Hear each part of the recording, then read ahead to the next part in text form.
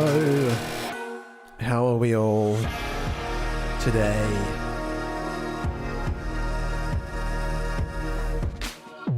It is Sunday evening here, and we are having some good vibes and chilling out. Bit of a different schedule. Goosefat is in the chat. I see you. Eh?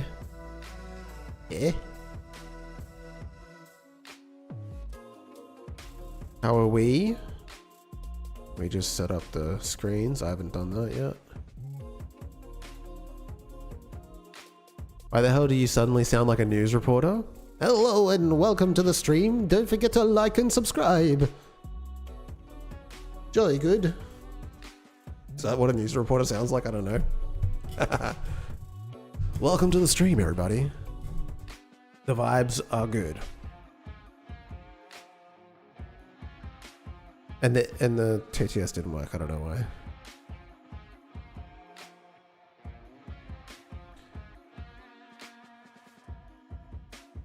What does a news reporter sound like anyway? I feel like when I do my recorded, like scripted videos, I do that kind of voice that reporters do, like the Australian style presenter voice. But not when I'm streaming. I don't really think that I do that. Okay. Welcome. Thank you for stopping by. I appreciate it. Welcome to the stream. Don't forget to like and subscribe. I really appreciate that. We're doing something a little bit different this morning. I definitely do not have 15.2k this morning. I even said this morning. I'm so used to streaming in the morning. I said this morning. We're doing something a little bit different this evening. Because I want to start making my own music for my game.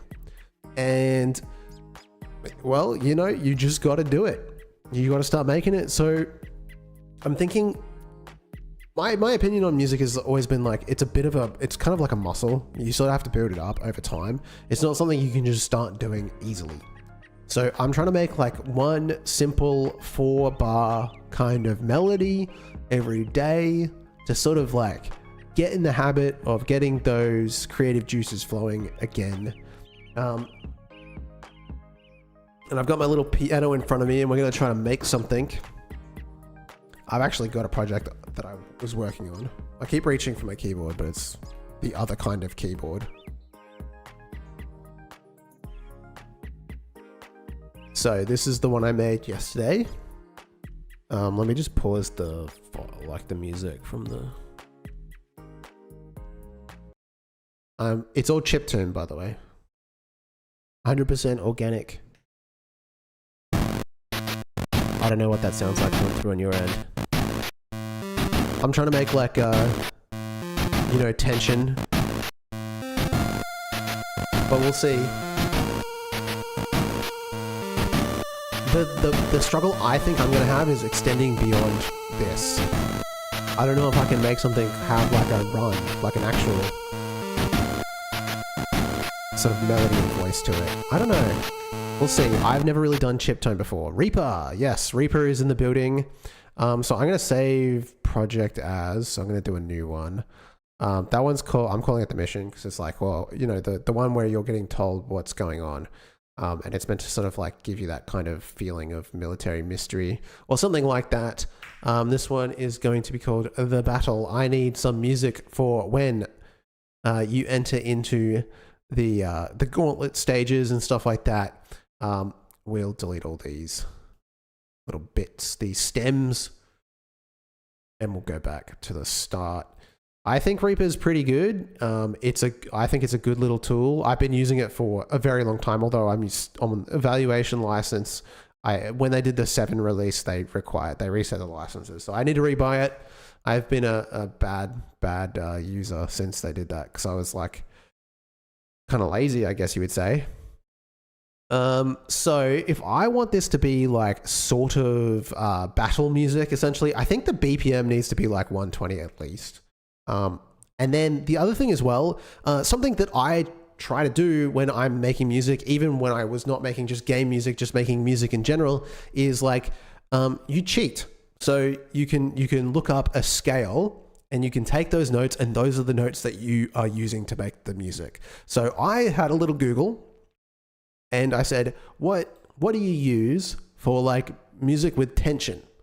And Google came back and said, you should use an octatonic scale. Now, I have no idea what that is. I'm a self-taught musician. I taught myself how to play guitar, and I taught myself how to use these tools over the course of my lifetime, and I have no idea what an octatonic scale is, but I'm going to try and use one to make some music, because apparently that's what it is. And according to the AI overview, although we don't like AI, do we?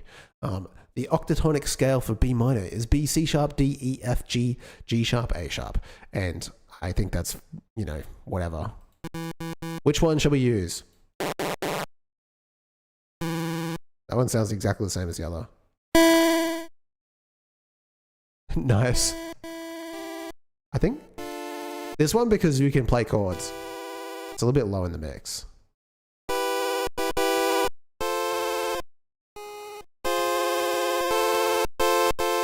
Sounds pretty good. Okay. Now, why did I say B? So normally I like to start with the beat, because I feel like that sort of informs the style that you're going to like, you know, do something over the music. So like, I like this sound. I like that I can play chords with this particular plugin. It's called YMCK. It's free to use.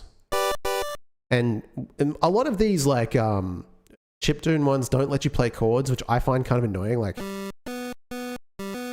which is fine, but like, you know, I like playing chords. Although you don't really see that much in this kind of music, so maybe that's not the best choice. Anyway, so let's try to come up with a beat. So it's like, it's high impact. I don't know, like I'm not a drummer. We want just 4 bars, so let's get close. Yeah. Okay, that is not where I wanted to draw that. So, user, come out here, and that's too many. Do that one that goes bum bum ba bum bum ba, because it is just noise, because we're making chiptune. Wait, wrong button. I need to change this to 1/16 probably.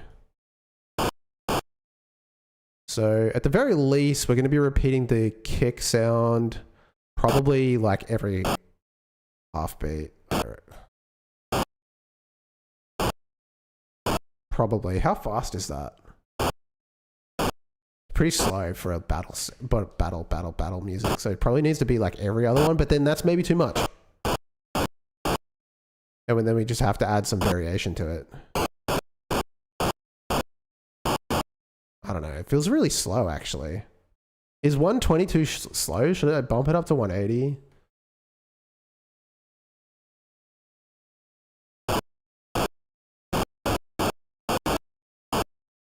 I don't like it. What if I, instead, start with the metronome and then just like vibe over like 4 beats? Let's see what I can think of.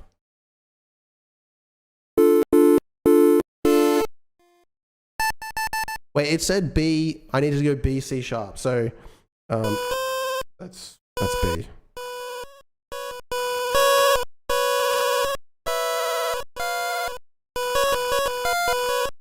Wait, B, C sharp, D, E, F, G.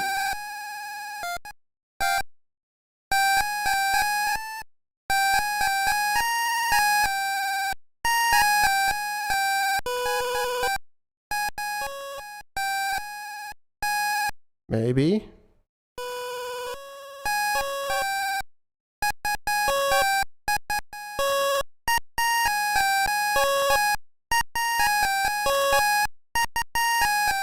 I don't know. Why did you eat my Spotify? You just like, oh, I'm gonna listen to beeps and boops. I don't like that note there. Don't like that one. These are in the scale. It doesn't seem right. Am I getting this wrong? B, F, G, Wait. F, G, sharp, A.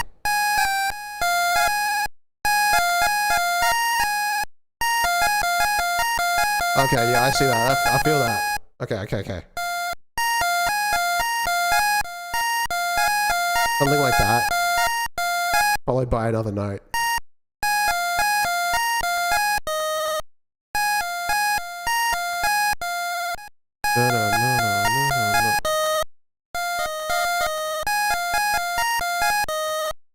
Something.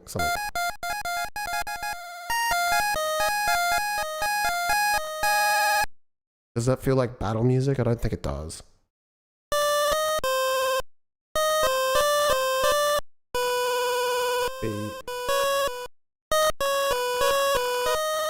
Nah.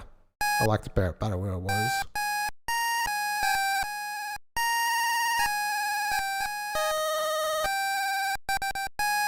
I've never had to write battle music before. It's so weird. It's so weird to take it out and be like, yeah, this is then you have to like think about the mood of the music.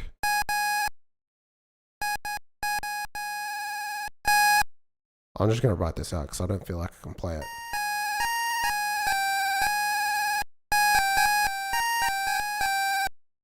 No.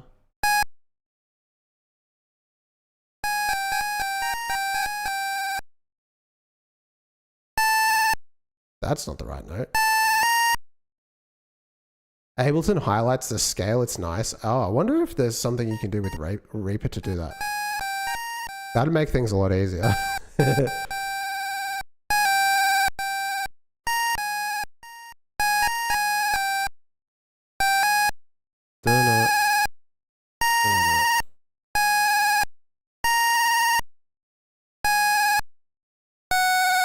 Nope.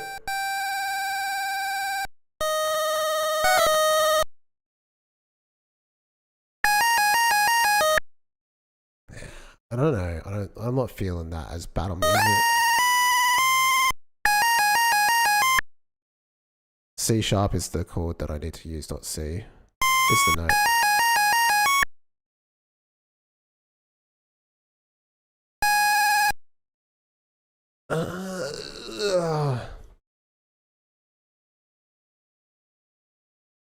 This is why it's flexing. You gotta flex the muscle, because you're never gonna be able to think of any of this stuff if you don't regularly do it. Came in just for that single tone. It's like an old school ringtone.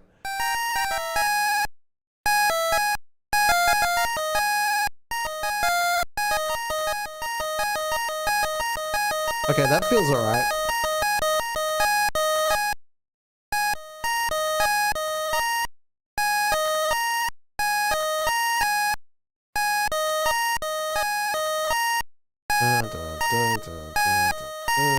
Like that. I might just record it. It's probably easier. I can't get the... Okay. Prepare for failure.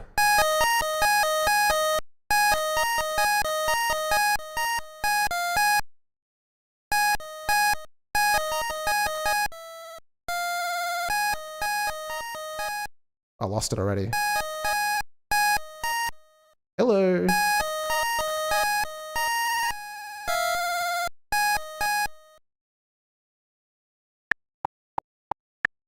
That's fast.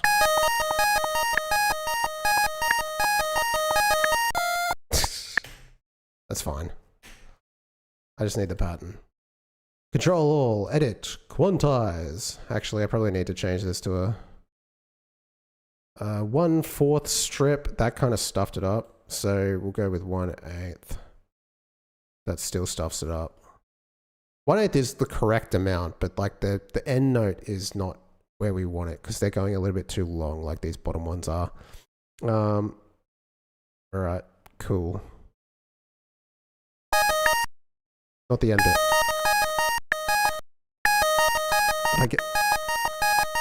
Where's the ambulance? Well, I mean, if that's the feeling you get from it, that's probably correct because it's meant to be like when you're like in tension. But yeah, I'm not feeling it too much. I have to think about this. This is interesting because I've never had to like make music this way. New challenge. I feel like that's not enough variation. We'll have to think of something else. Maybe I've changed the chord. What goes after... NA Games, welcome to the chat, by the way. No Time Crafts, welcome. This is D sharp. Is that even in the scale that I was supposed to be using? It's not. Okay, so I've just deviated completely. Whatever.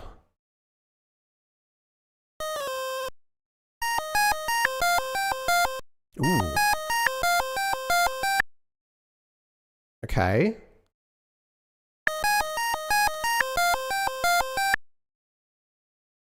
I'm down for it. And then we need another note. So that's C. What's something that's good? Normally G, right? A, but we're using D sharp, so I feel like that's probably not like the right spot to go after that. What's this? F? C to F? That makes sense in my head.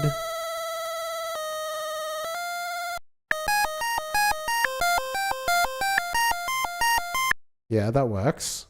And then from F to... What comes good after that? G? Maybe? Or like E because that's dissonant. I don't know if that'll sound good. Because then we're going down to D sharp. No, I don't think that does sound good.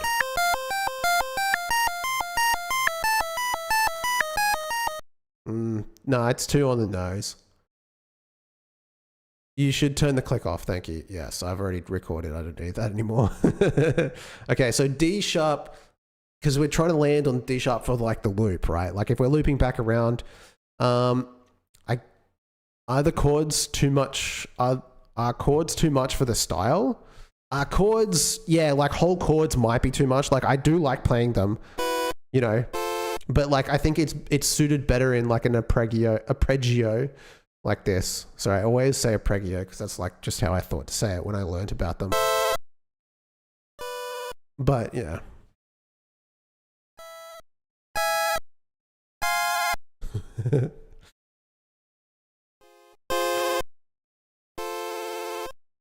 But yeah, I try to think of what comes after F.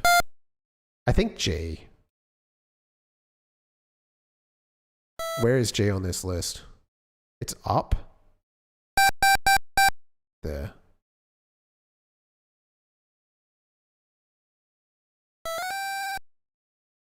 Although it goes down, up, up. I don't know if that...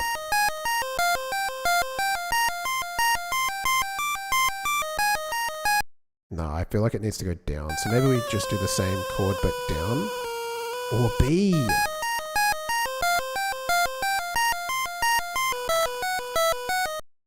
Arpeggio? Isn't that what that's called when you're like going up and down like that? Or am I misunderstanding? Arpeggio is a musical technique where the notes of the chord are played sequentially one after the other rather than ringing out simultaneously. If this was a chord, I don't know if this is a chord, like I just sort of chose the notes based on the vibe. So like, which is very typical of me to do. I have no idea. I think you're in the top chat. Oh, thank you for pointing that out. I feel like I should be able to just set that as default to be live chat and then just like...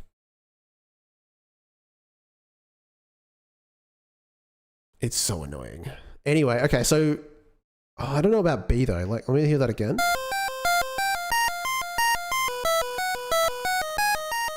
It works. It doesn't... There's no dissonance.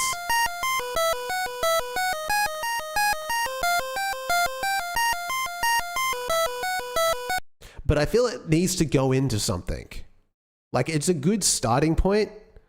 Are you going to add a separate bass in the line? Yeah, so I would do, like, this is the bass, right? That needs to be tweaked. What an offensive sound. It's got, like, a pitch bend to it.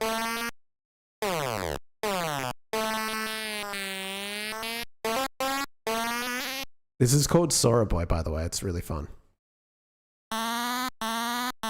I don't like... Can we reset this? It's still pulse. It's still bending.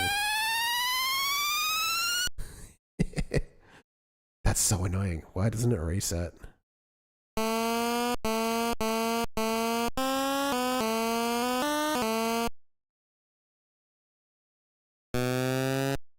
sounds like a car. Like you could just put this in a racing game.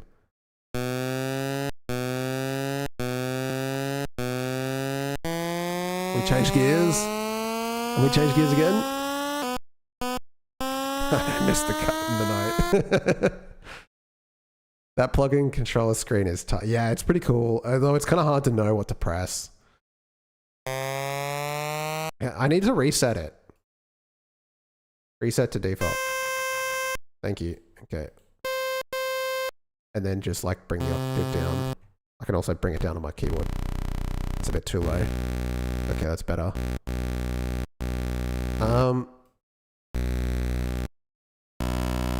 That's the fart noise.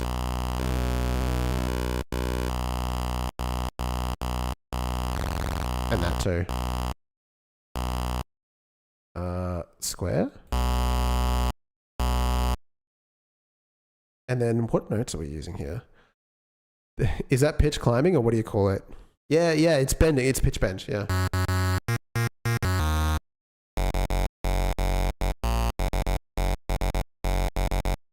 Okay, easy. And then what does this sound like again? What are the notes? I forgot. What are the notes I'm using again? So we're going C, D sharp, right? Into C. Let me find it on the keyboard. I'm not very good at keyboard. I forget the note positions all the time. But I know that like C, like B, C, and E, F are the ones where the whites are closest together. There's no like top keys. So like, I think then this would be C. We have a visitor. Hello.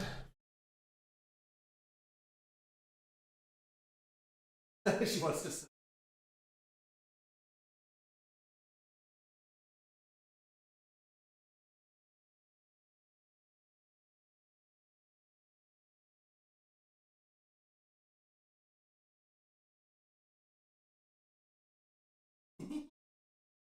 Oh, you're so clean.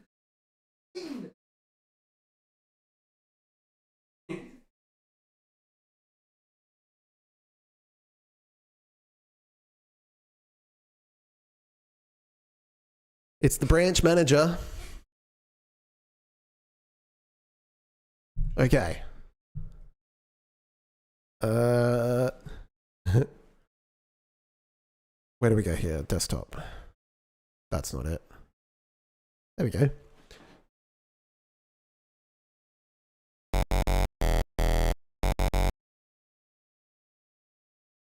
Oh yeah, actually, you know what?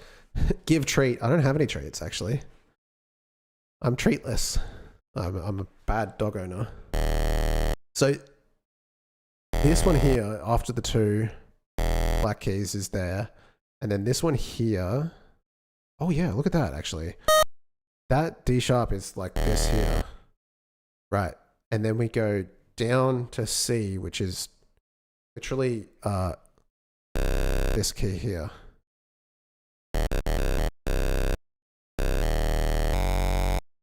And then we go up to F, which I guess is here. Wait, I'm totally lost. Whatever, I'm just going to draw it out. Keyboards are so annoying. Reacting to late doggo because of lag. Oh no. Yeah, that's F sharp. D sharp is here.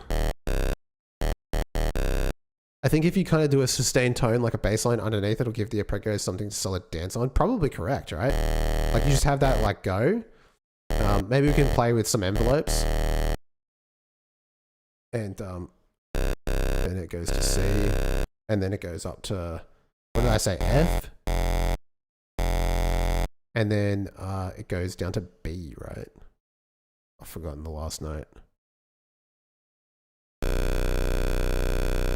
Or is it B sharp? B sharp. Makes more sense. Let me just double check. Make sure we get the right bass tones. No, it's just B. Okay, crazy. B and C in the same chord, in the same. Okay. Oh, yes. Does this need to be like slowed down a bit? What if we made it like, what if we made it slide into the next one? I don't know how to do that with this one.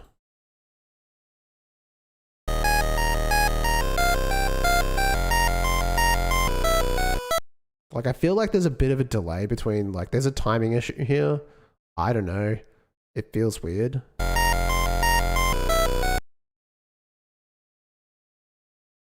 Bring back the pitch bend. Put some noise in behind this.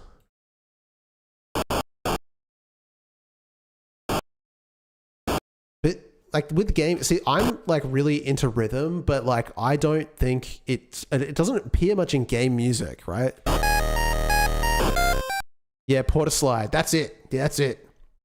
The genre is pigs, ambulances, porter slide, or maybe if you have some attack release control. Yeah, I think I might need to change plugins because that one doesn't really have it as far as I know, but I know this one does. So I can just like put this in something like this, but like we'll play around with the actual sound of it. It doesn't sound as good as, I don't like, you know, you have to sort of like find the right one. But pitch bend. Like that. It sounds horrible. Okay, porter slide is what we want. I don't know how to find it. We'll put it on the back burner.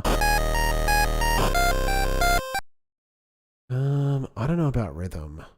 I'm not a game music guy. Like, this is actually pretty hard when it comes to, because I'm so used to like, I'll just start with the drums if I'm making regular music.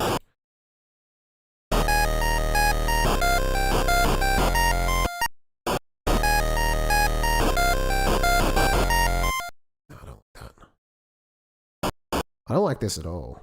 I have to think about it. What do people do? Like, what's a good, I need a good reference. Have that bass line stick on the same note. On the same note, one more bar. Ah, I see. Yes, yes, yes, yes. So the cutoff is not...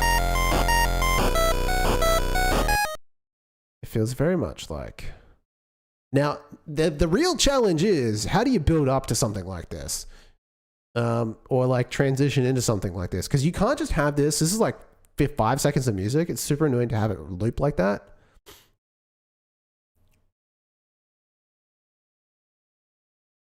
I like the idea of the arpeggio and then the bass. This is the part that I will struggle with in the future. Is the bass too slow?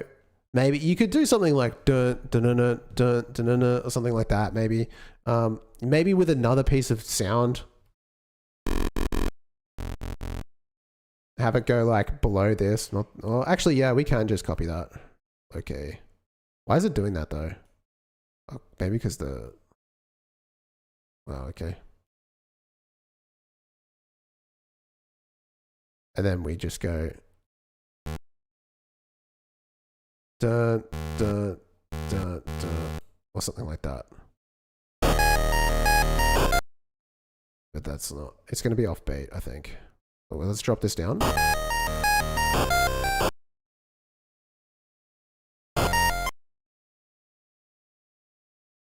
Drop this. I feel like that's pretty good.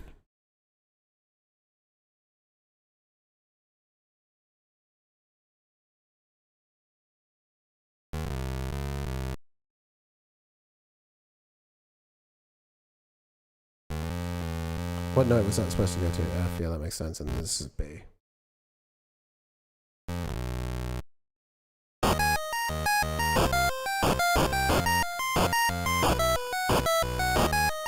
still don't know about that last B, but yeah.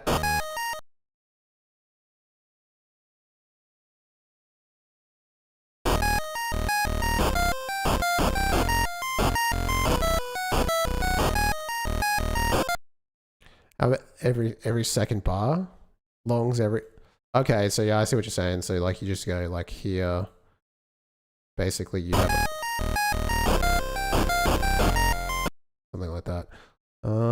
We could try that.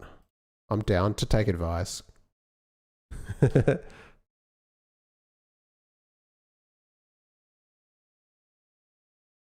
Grab those two, drag that out. I've been thinking about it, like, if you break it down into layers, baseline first, then rhythm with drums, and then lead comes in hot somewhere. Yes. So that's how I've been doing it.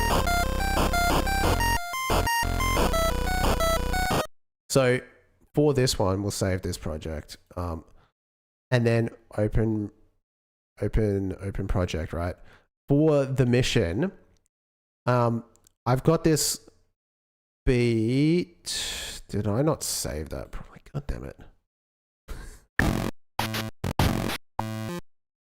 And what we'll do, like this one here, it's just like, okay, well, we'll get the kick and the snare start things off, and then we'll bring in the bass, and you basically get like a whole minute of loop with that. Man, I'm really annoyed that I lost some stuff there. Save new version of the project. I thought I saved that. I saved as and then didn't save that. Yeah, that's what I did. Oh well, I'll have to re-record the other line of melody. Basically, we do this, we grab this and we drag this over, and then you go down, basically, and then you loop, and you get 30 seconds. Because this is meant to be like, this is you're finding out about like what you need to do, right? So it's meant to be like kind of militaristic. But yeah. I don't know about the, oh, this has got the bend on it. Yeah, introduction.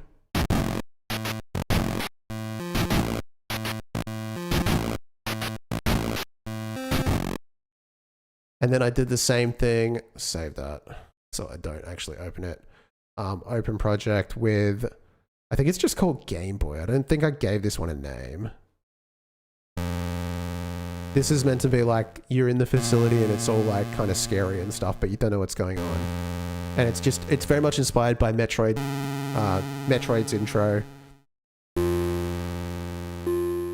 where you had that build up. This is probably a little bit better than the other ones I've made so far. But yeah, it's something that you have to keep working at to get better at, I feel like. Yeah, this is a bit better. Mixing in high pitch and low drum, yeah. There was drum in this. I don't know, maybe I forgot to save as well. I feel like I do that a lot. And then there's this high pitch thing in the background, but bring it up a bit. Maybe a bit too like, but yeah, we're going to try to bring those in, and that way we'll have our own music in the game rather than someone else's. So that's my music exercise for the day. But yeah, I don't know. I thought that had drums. Hang on a second. Let's go to the actual project. I think I'm forgetting to save things properly in Reaper. Agent Froggy, welcome, welcome, welcome. I missed it before. Aqua One Love, haven't seen you in a while as well. Sorry, I was so like locked in on the beeps and the boops. Where is this? Intro into the facility, right? No, okay, there's no drums. Okay, well, whatever. The other thing that I made as well was like a jump sound.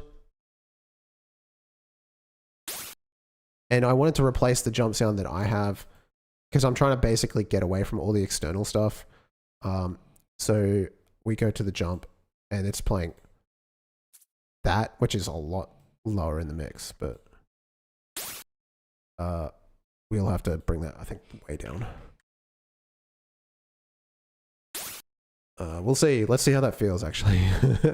I have so many. I need to clear out my save profiles for this. Go to just facility one.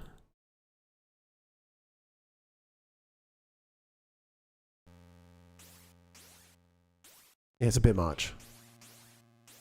It needs to be shorter. Like, I think this is fine, but You need to, I don't know how much, it sounds pretty quiet on my end, so.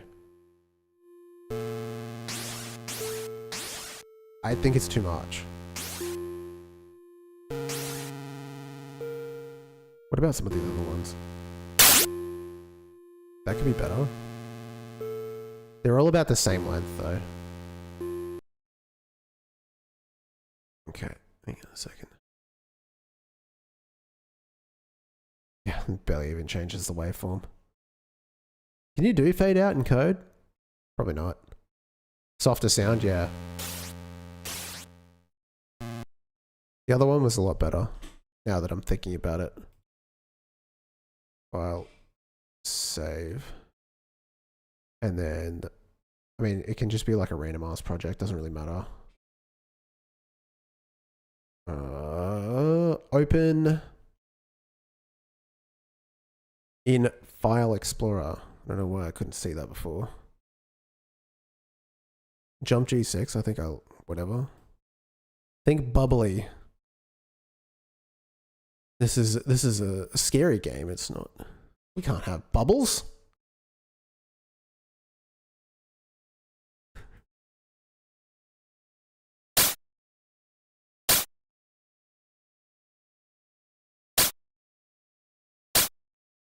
That's better. And then I'll just render that out. Maybe we should have bubbles. Browse for directory. Effects noise. Jump G6 short. Like a G6. Okay, close. Wait, where'd it go? Player, and then here.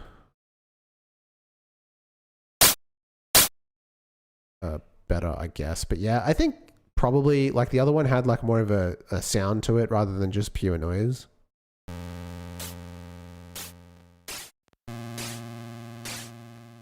Bit much. I have to work on that.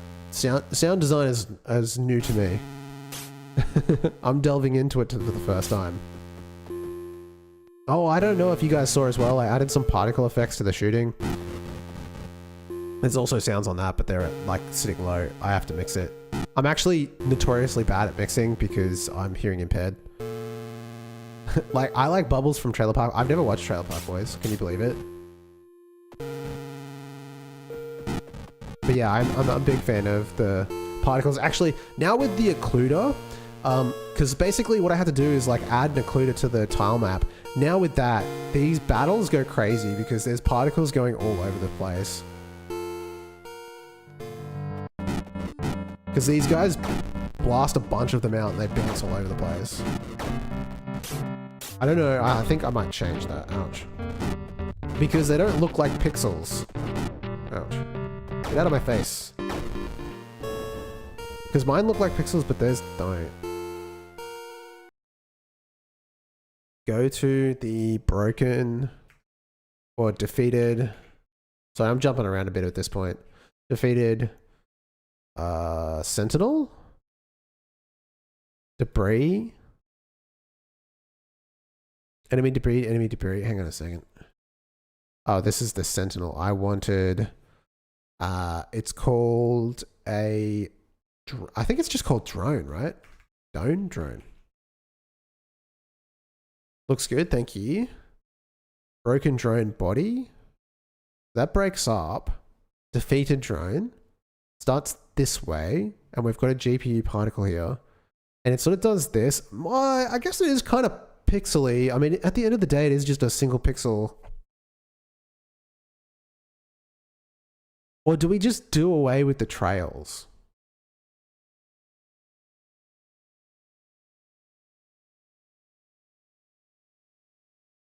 I don't know, I kind of like the trails.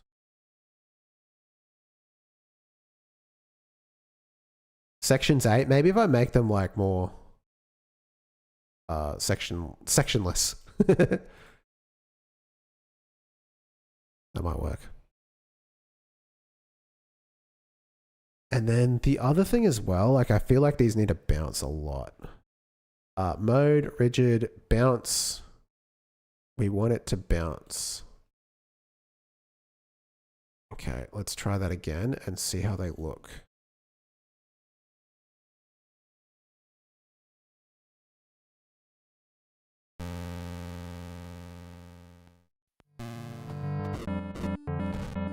Also, like, not every enemy is the same. Oh, that's a bit much. It's pretty good, though. Maybe if we just had... Whoa, what the heck does that guy do? Maybe if we just had, like, a few, not, like, that many. You know what I mean? Like, that's cool. It's too much. Like, I think subtlety is our friend here. Like, that's kind of the effect that we want, just fewer particles. How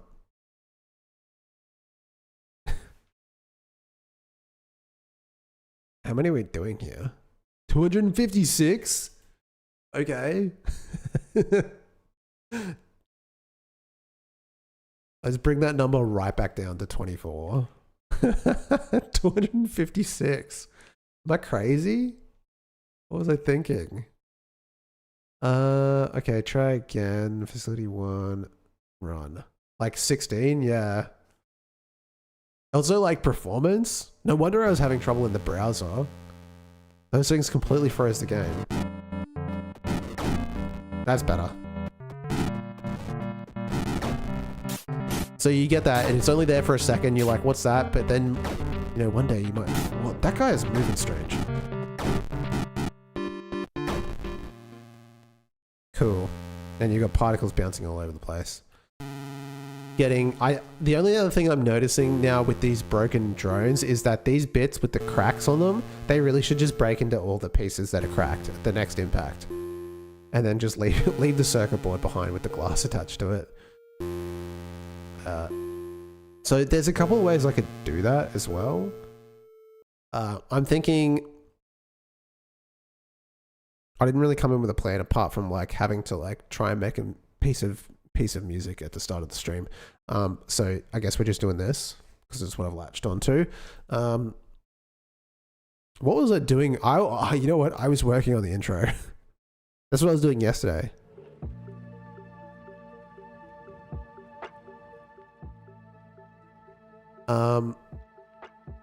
So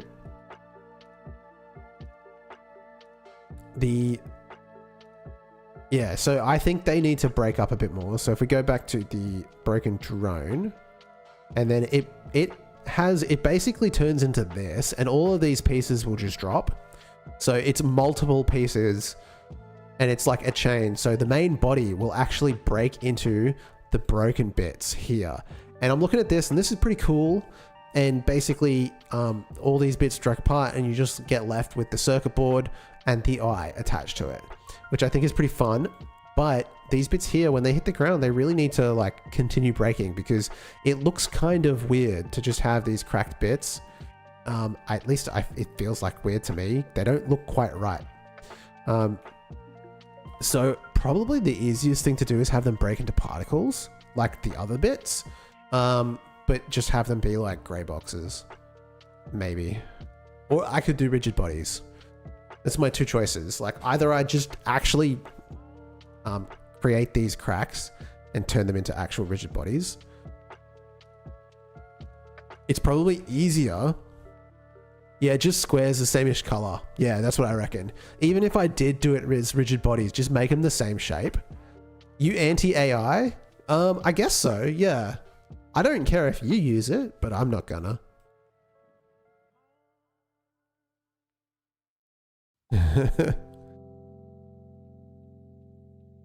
Is that what I mean? I don't like it because I think it's going to take all our jobs and then we're going to be broke boys. But you could prevent that right now if you subscribe using your Prime. Or you become a YouTube member. Shameless plug. You can prevent me becoming a broke boy. Yeah, I reckon we just do squares. Okay. Now, something that we are realizing as well is that using particles in the browser is a big load on the loading times of everything. So it's probably better if I don't do that. as much, although I am loading particles anyway, but the more particles I load, the more I have to deal with. I need to look up as well, like what the correct path is. Prime available tomorrow. You don't have to if you don't want to. I just thought it would be funny to say that at that point.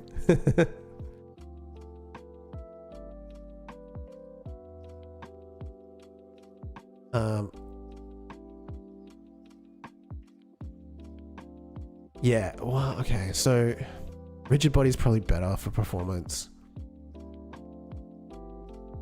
And then I can decide when they disappear. I actually have like kind of an issue. Okay, so let's just try with, it's going to be easier with the rigid body, but we'll have to do a different quantity. So like this one, I reckon you just do like 1, 2, 3, 4. But then we're going to need a different one for every single bit because I want to do different amounts, and I could just easily do that with a particle because this is a small amount. Okay, I mean, but would people notice? I don't know. How detailed do we want to get? Yo, what's this? We are making a game in Godot. It doesn't have really a name yet. It's just a Metroidvania pixel art style with robots. It's basically, the goal is to mesh Mega Man and like Silksong, like the modern Metroidvania together. So you get like the combat from Mega Man 0. Although to be fair, I'm allowing you to shoot upwards, so maybe it's not Mega Man. The guy is kind of modeled after him. And then we're going to try to bring that in with like a Metroidvania style kind of play style. We'll see if it's like pretty soon I'll have a demo ready that I'll put on itch. I've just got to do some artwork and then we're pretty much good to go. And I also have to like finish off the level design, but like we're just, we're working on sort of like sprucing up these enemies and stuff so they all break. Oh, you can shoot the second bit. Like if you hit it, let's see if I can get underneath one. If you shoot the second bit, it'll go flying. No, I can't do it. Redo. It actually responds to the impact. It's the only piece that does because it's the only piece that actually breaks up after it's already been broken. The rest don't react to your bullets. I tried that and it was a disaster because like, even though it's kind of cool in theory that you can shoot them or you can walk into them and push them around, for it to consume your bullet means that if you're trying to shoot something in the mix, that it gets in the way, and that's not like fun. There we go. See, I shot it and it went flying. Oh my God.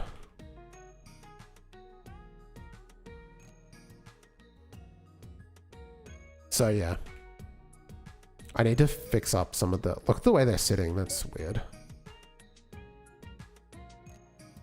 So yeah, I reckon these bits just break into like smaller bits and they just hang around for a little bit. Now we're deciding whether or not to use particles or the bits. A square particle, it will be super easy. I even have like a, what do I call it? Death effect? If I want to, if one were to support you, where do you prefer one does? That's a good question. I feel like I have, probably the best way is through, what's it called? YouTube memberships. Yeah. I think it's just called YouTube memberships because those, at the very least, it's the lowest, it's the cheapest one because it allows me to make it like, I think it's $2, at least in Australian dollars. So it's not that much money. You get the course and my unwavering support. I will stand by you no matter what. I'll represent you in court. I'll do a character assessment if you ever get arrested. I'll do a character, what do you call it? I'll vouch for you.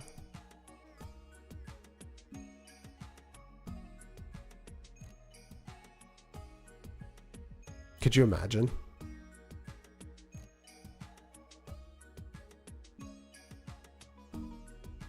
This is the death effect. It's basically free. It's just red. So I can just save a copy of this and then just manipulate it.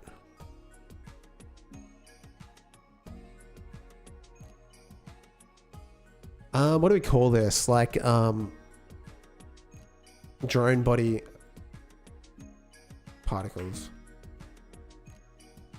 I think it needs to be lowercase.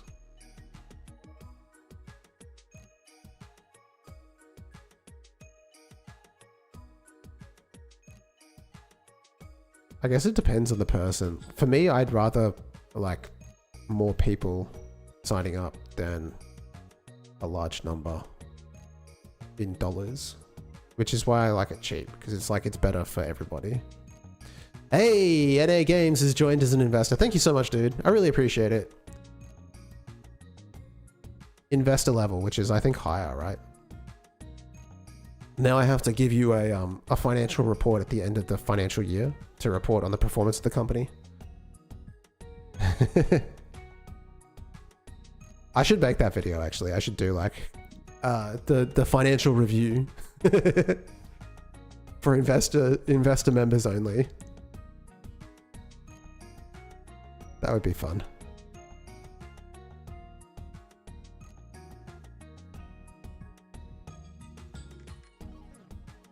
I'll have to add you to the list thing at the end and the start.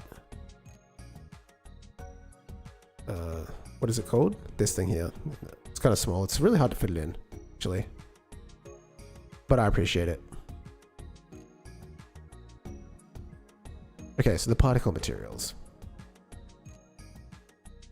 Right, so we're just going to have not that many. 512 is way too many. I saved this, right?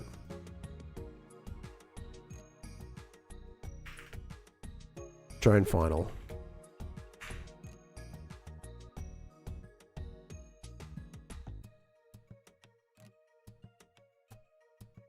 Oh, it gives money. No, we don't want that.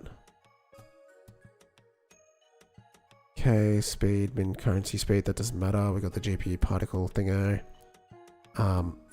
So that delete that so it's just like white, right? And then we'll change. We'll need a pixel. We need a pixel.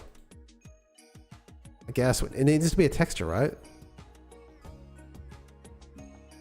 And it needs to be physics based. Is this GPU particle? It is. And then we go process material, lifetime randomness. It needs to be explosive 1. Yeah, okay, great. It needs to have a longer lifespan rather than like a lifetime of 2 seconds. We make it like probably like 10 seconds. Okay, why are they moving so slow though? The velocity can be negative? Okay, what the heck? I'm getting better with particles. I haven't really had much experience with them before like working on this project. Can't wait for the financial report. Don't make me disappointed. I'm sorry to or pre-disappoint you. We did not make much money this year. There won't be much of a dividend. I'm sorry. Reset that. We don't want angular velocity. None of this stuff really matters. Orbital velocity, get rid of that. Reset everything. Accelerations, linear acceleration. No, we want spawn position. It's a point. Make it a sphere. Sort of like that. So we can change the size. Rotation. No. Emission shape. Velocity. Okay, direction. We just give it like all directions. Z.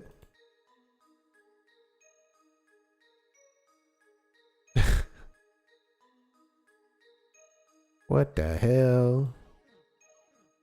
And then the velocity. Make it like way more, right?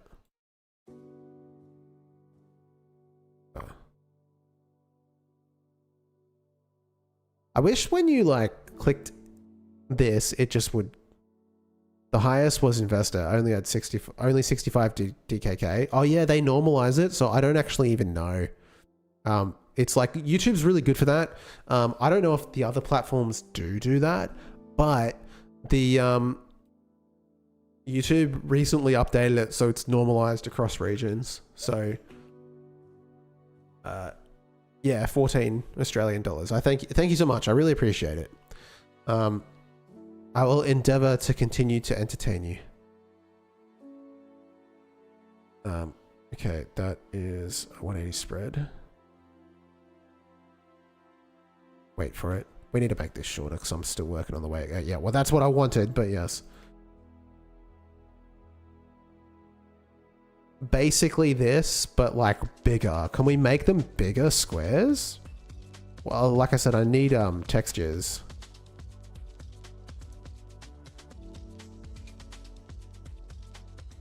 It's all love in the chat. Did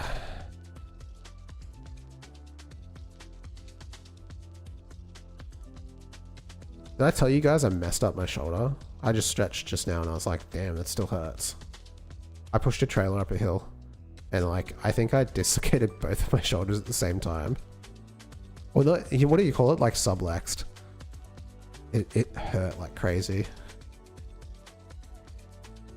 I should probably go see somebody.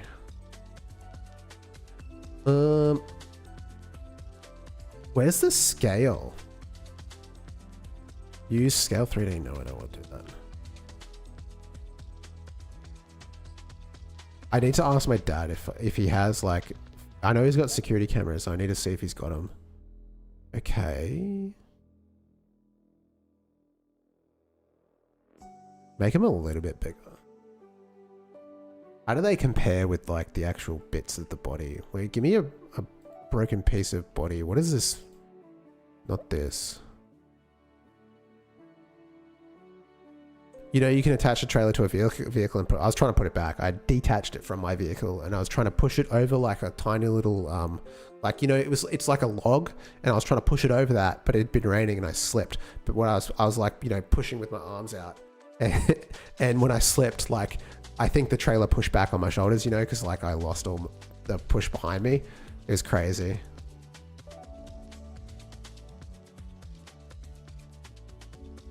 That one I think is going to be with me for the rest of my life. Atlas texture. Atlas is drone pieces. Okay, let's have a look at that.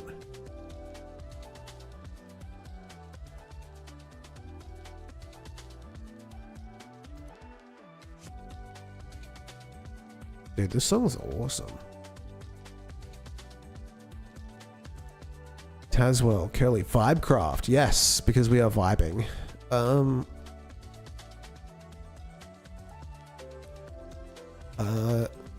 Music by Game Chops, by the way.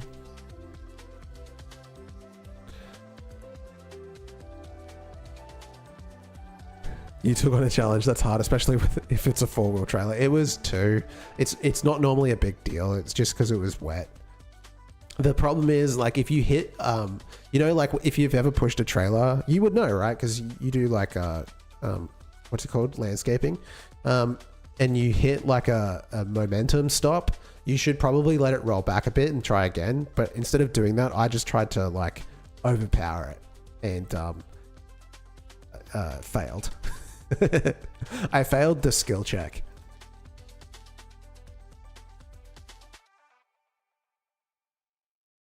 At least it was empty.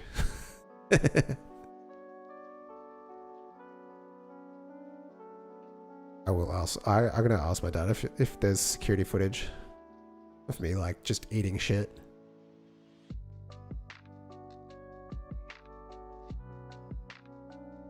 All right. So I wanted to see how these like compare. Oh yeah, they're about the same size. It's fine. Okay. Nothing is safe. No, nothing. Color.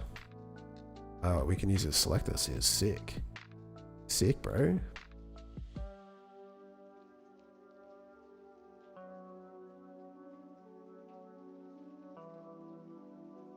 Perfect.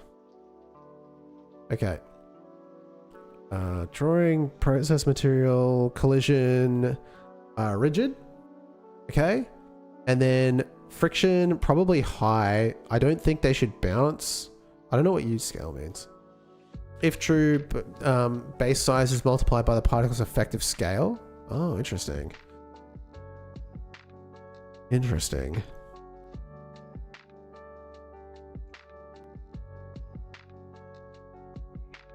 My boss was backing down the rideable mower and on top of the ramps fell off. He's good though. Dude, that's dangerous though. Like if you're on a motorized vehicle like that and you fall, like people die that way. I guess if you're just going slow, it's probably not that bad. I know a guy that like literally lost his, he's like in a wheelchair now. Well, I don't know him. You know, it's like I went to school with someone who got married to a person. You know how it is. You see this shit go down on Facebook. You're like, what the heck?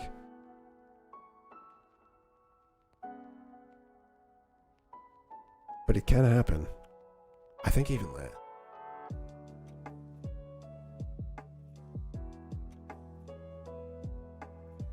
Actually, how many bits are there? 1, 2, 3, 4, 5. So there's max 5. Let's just go 6.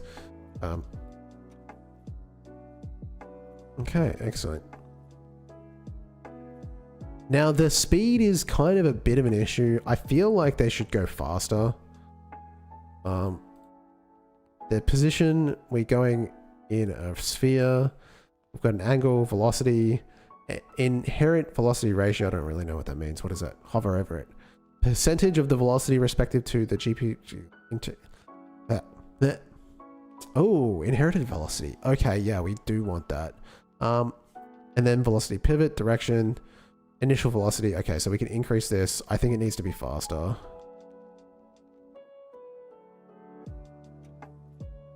How come your category is just chatting? That's a mistake, my bad. Hold up, hold up. I had it as just chatting when we were doing the community game night. And now it never switches back. What the hell? Coding and game development. No, it's software and game development.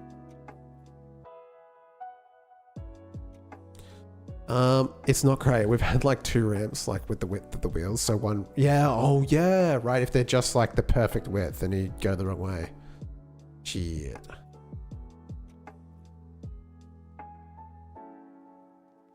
And then I feel like the radius is too big. There has to be like, sort of like you have to imagine that it's going to come from this. So the radius should be no bigger than this. Makes sense, right? Like that. Okay. Might as well have just been a point. I guess I could have made it a point. Ah, it doesn't matter. It's going to happen so quick no one's even going to notice. Okay, we'll go with that for now. Drone final effect. Delete. Do we have the sound? Yeah, we could play the sound, whatever. Delete this. And then change this back to a 1-shot. And make it 10 seconds. 10 seconds might be a bit too long. Let's just make it 5. Okay.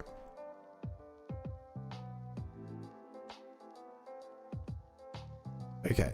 Drone final effect is this one. Drone body. So we've got these bits here. These bottom bits, like when they impact, what we're going to do now is we're going to have to tell it to brake.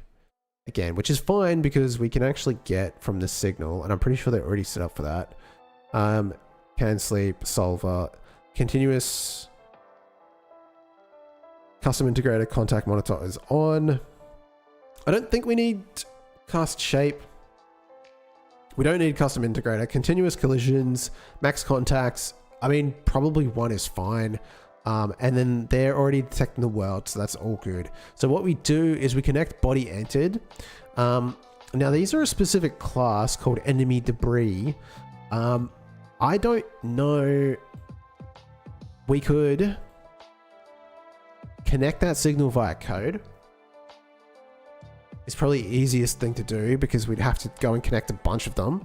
But it also means that what we need to do is add an export Oh, there is a death effect. Right, okay. So, wait, so we're accounting for that already. What does the eye do? Broken death effect? Drone. Hang on a second.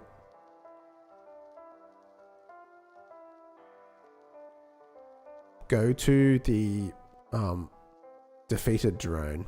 And the main is a broken body death effect, not a debris. So do we change it to that? It's a different type. And it's got a function called launch parts. Or no, because it's expecting rigid bodies. So this is completely different. Okay, that's fine. Which is probably why there's an argument for like rigid bodies here. But what we can do is basically, it does have a death effect. And I think if what we can do is just say like, hey, if there is a death effect, do something with it. I don't even know why.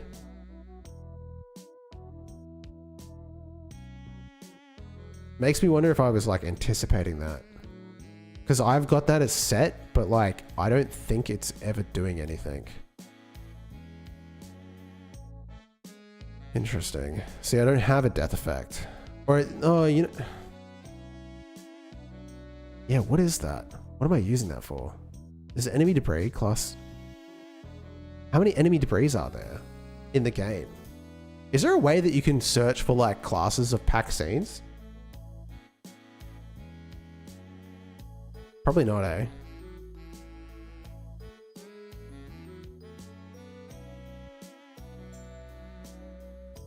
I think I just like was thinking about this and then never actually implemented it.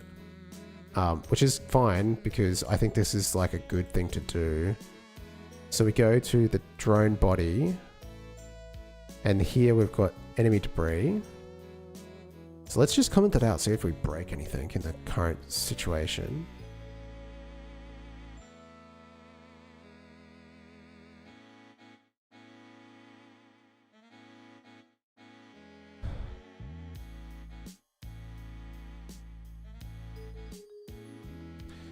I think because these were intended to be like the final piece, these actually need to be changed to the other type.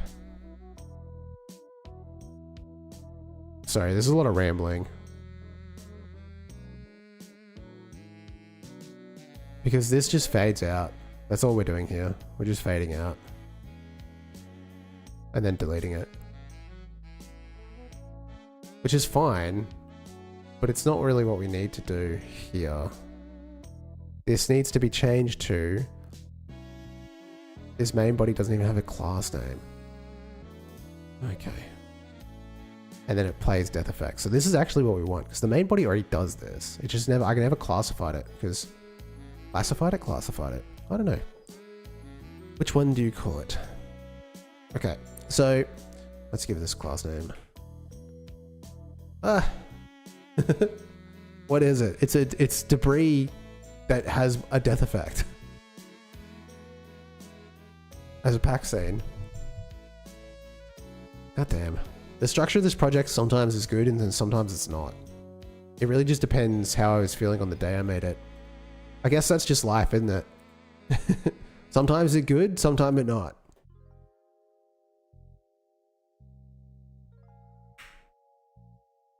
And this should be a pack scene.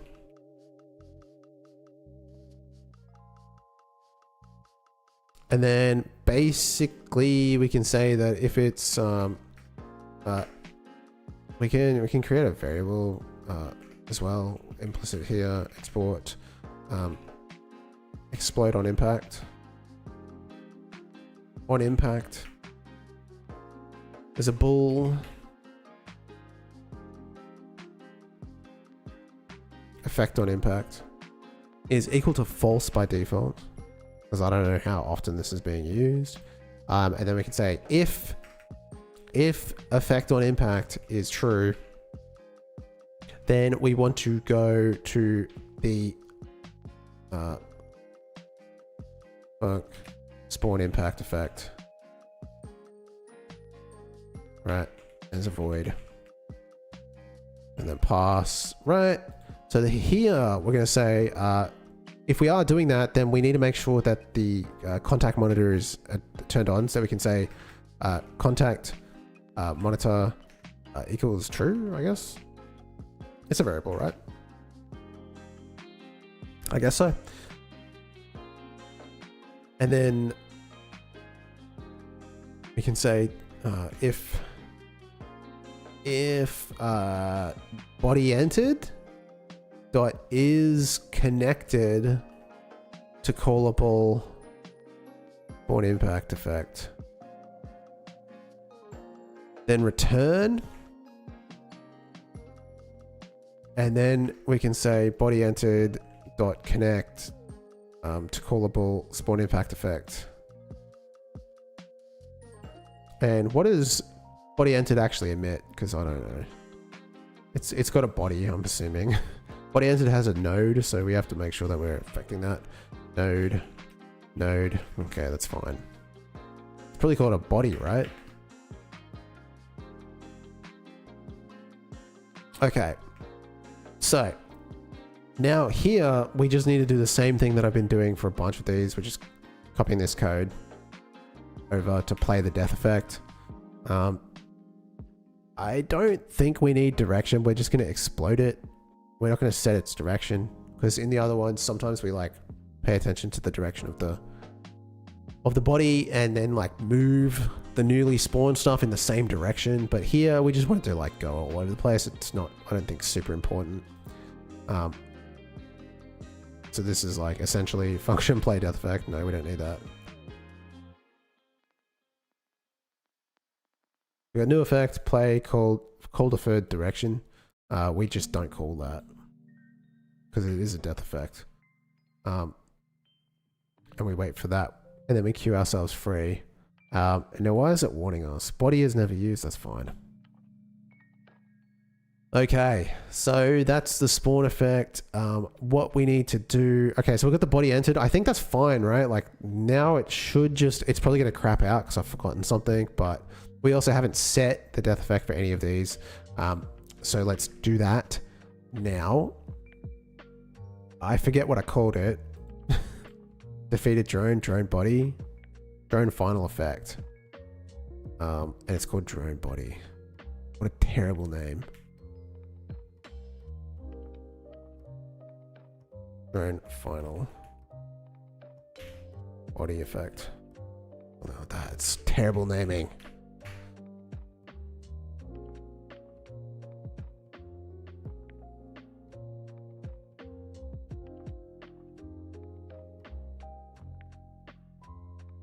I haven't played any Blueprints since I got to room 46 NA.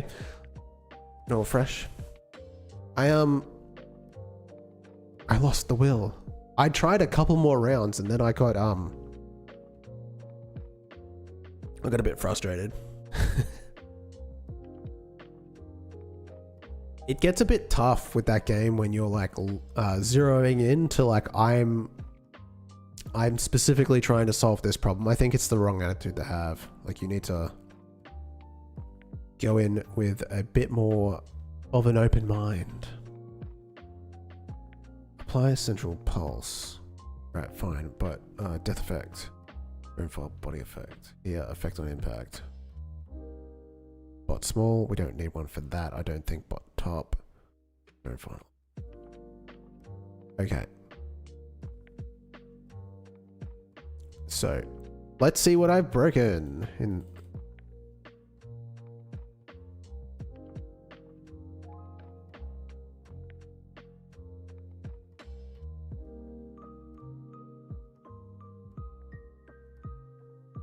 Okay, moment of truth.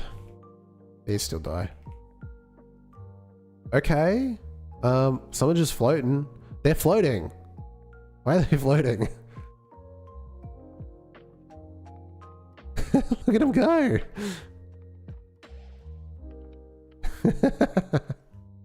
Okay, we need to work on the effect. Ouch.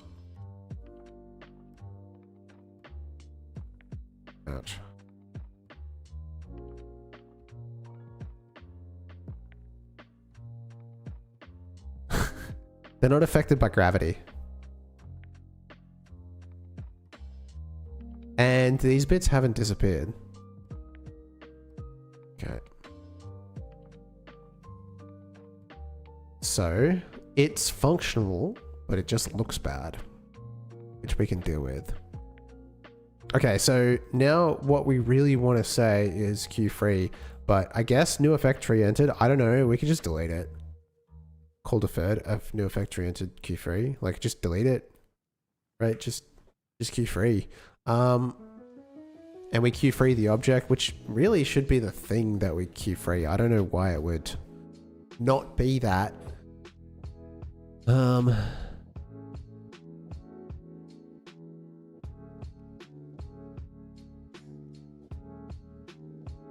that's okay. Yeah, I mean,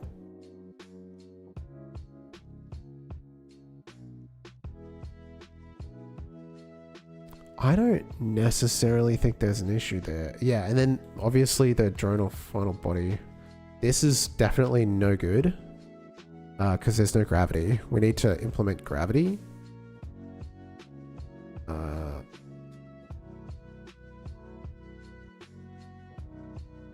Accelerations. Gravity is negative 98. I think this needs to be 98, not negative 9.8. I've seen that in like in a lot of things. When you first spawn it in, it's like 98, not 9.8. Okay, let's try again.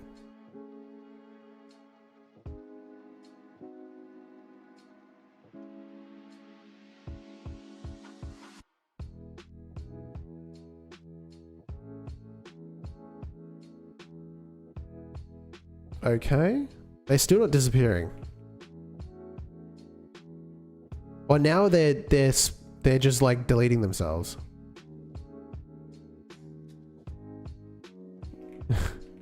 Like it's not actually spawning properly. Okay.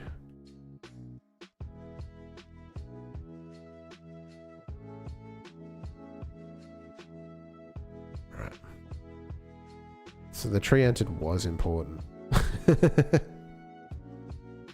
That does matter. We want to wait until it's been entered in before we delete it, because then it's not ever going to finish off.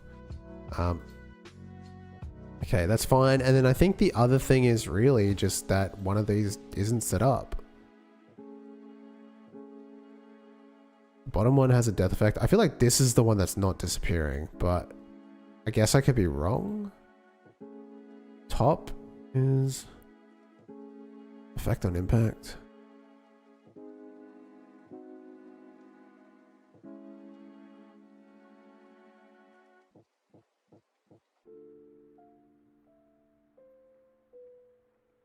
Unless one of these isn't the same as the rest. Oh, the other thing, I guess, is also the go into this and then just for the sake of all of these, come in and set to best promotions. Oh, what is this? I've never seen that before. DKK 100. Thank you so much, NA Games. I really appreciate it. I really appreciate it. Now I have to keep playing blueprints. What is the little dude? You guys can't. Oh yeah, no, you can see that little dude. Did you choose to send that, or is that like level up?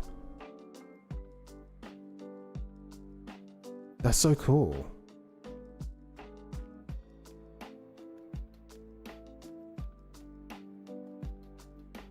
Thank you, thank you, thank you. I appreciate it. Did I ban the other thing? Best promotions? No, I didn't get around to that. I got distracted.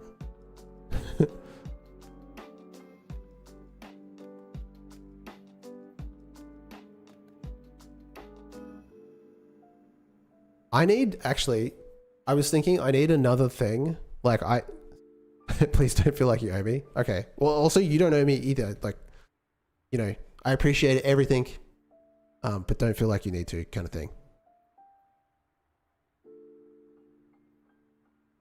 But yes. What was I going to say? I need a new thing. I had this idea. So I was thinking about roguelikes, that kind of stuff. I was thinking about Papers, Please, right? It's like the passport game. And I've never played it, but I had this idea. I was like, what if I make one that's like finance related? What if I make like a finance related kind of Papers, Please, where you have to like identify fraud? Has that been done before? I'm an accountant. I know how to make stuff like that. Have you ever played it? I think I need to give it a go.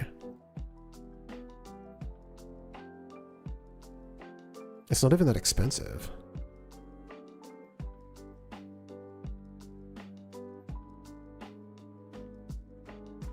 And like your goal is either to identify fraud. I don't know which is like better. Do you try to like make your company as profitable as possible without getting like an Enron level kind of collapse? Or do you make it so you're trying to prevent fraud? What's more like entertaining? I think it's better if you're trying to like make maximum profit by being dodgy accountant.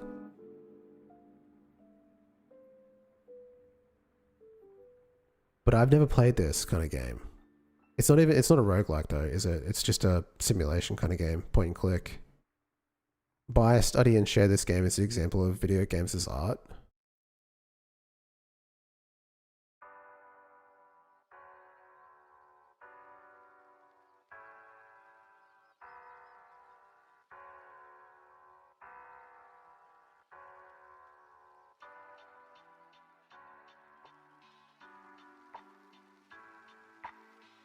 Get Angel some traits. All right, we're gonna get Angel some traits. Thank you, NA Games again. I appreciate it. I appreciate it. I need like a sound. I don't have a sound. I have no effects. It's like really Angel traits. Let's do it. I gotta get some.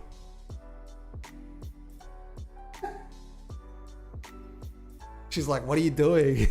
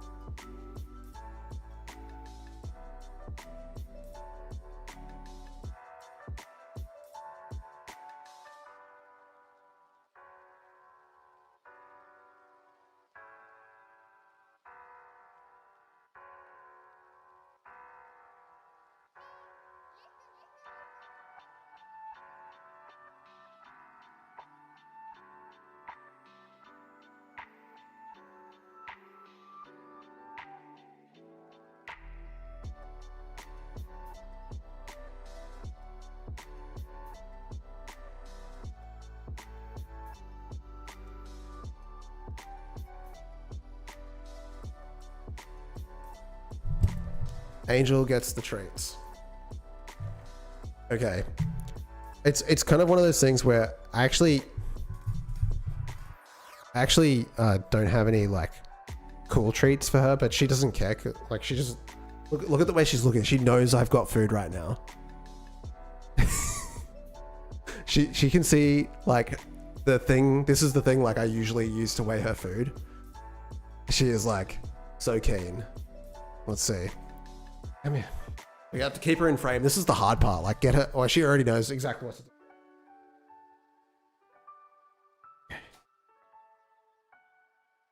Wait, we can zoom.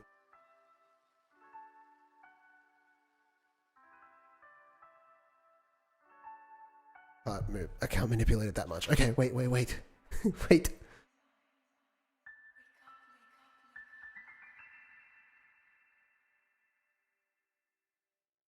Not in there.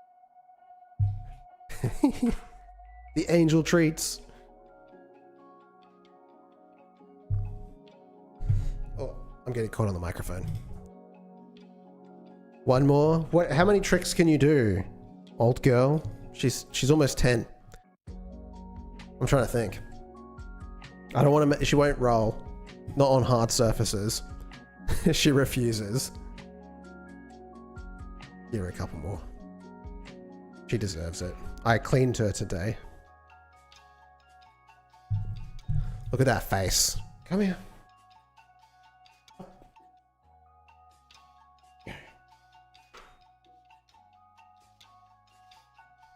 Strong girl. She's gonna be staring at me. Oh, I got some treats here. And I gotta go wash my hands. Good dog slobber all over them.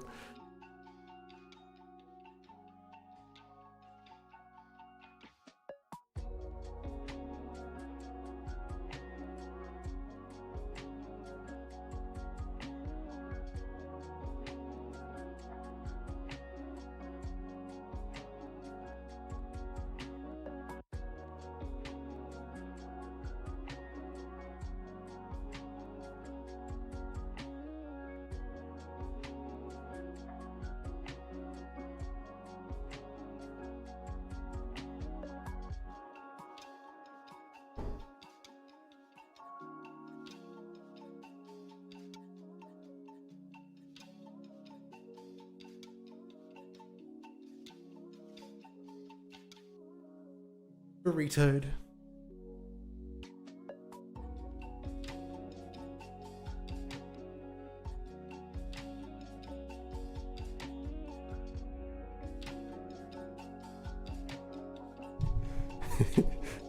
She's still looking at me like I got something. She's the best. She's recovering well from her surgeries. She's got like a scar on her arm. Oh, actually, you know what? You can sort of see it. It's out of focus because of me.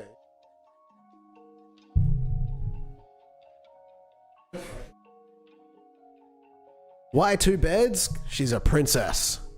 That's why. She demands absolute comfort, and she won't take anything else. For a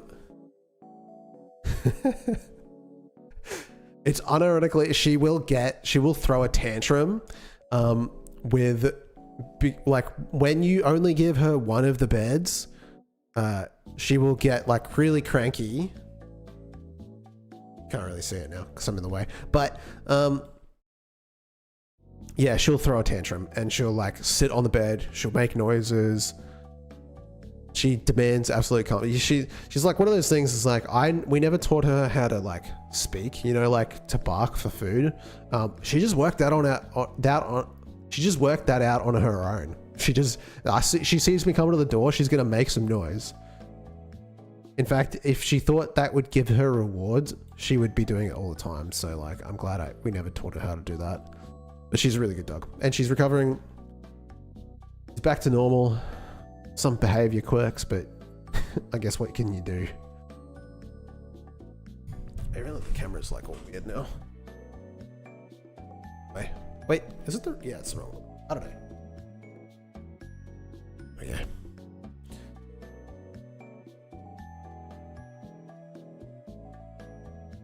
Right. But the enemy debris is like all messed up, right?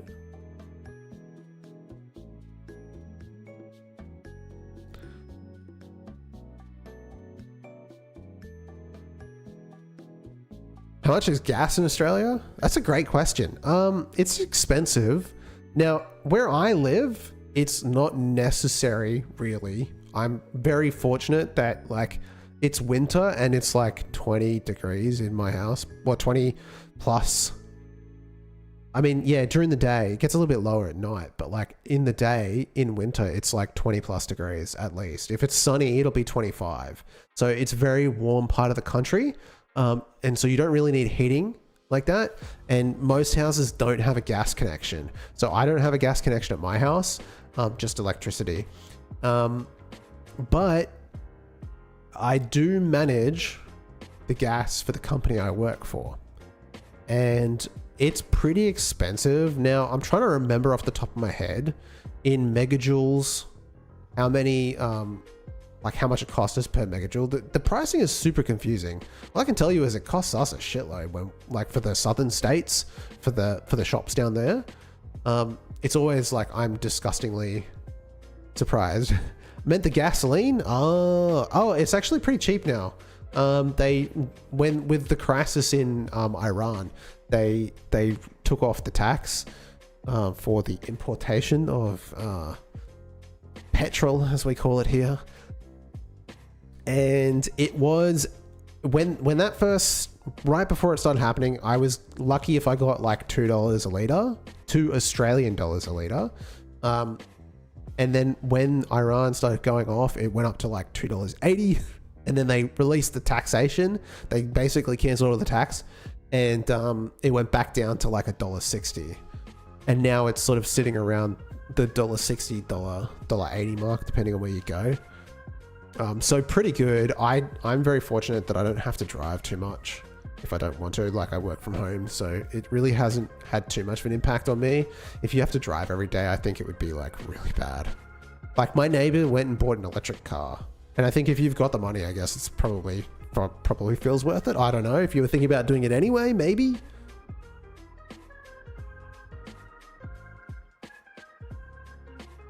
I have a friend that works in car sales, and he says they've been doing really well on electric vehicles ever since that happened.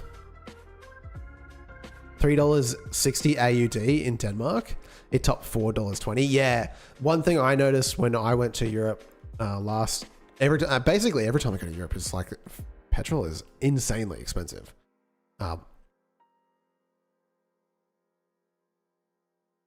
It's like actually sometimes I think like people don't realize how good we have it down under. You know what I mean? I hear people complain. I'm like, nah, you don't know, man. It's cheap. I want to see this again because I don't know why it's behaving the way it is. I made a mistake when I bought my last car. I have a Volkswagen Tiguan. It might be called something different, but like I bought it because it was kind of like sort of the cheapest mid-size SUV that you can get, and I wanted one of those because like I needed the boot space and I didn't really want to get like a bigger vehicle. And then I didn't realize until I owned it, and the laws here are pretty sketch, so you can't really do a refund. You know what I mean? You can't return a car once you bought it. And I didn't realize it only took like the best fuel that you can buy. So it takes like 98 instead of like, I think the lowest you can get here is 91. And so it's like, oh crap, I have to put like the fancy shit in this, which kind of sucks, but it is what it is, I guess.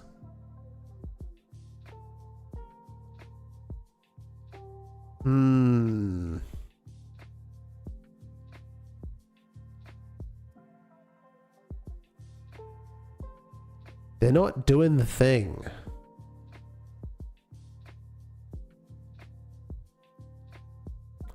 You know, it's probably not measuring a contact. That's what that'll be what it is.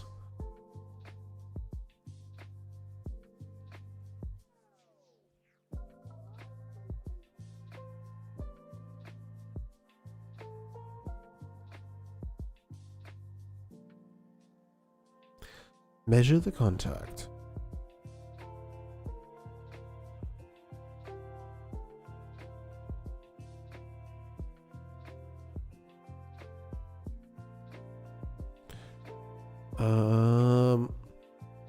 It's here. Cast shape, contact monitor on. I think I have to change continuous CD. I don't think I turned that on. Max contacts. I think they all use the same scene, so this should be fine. Should work.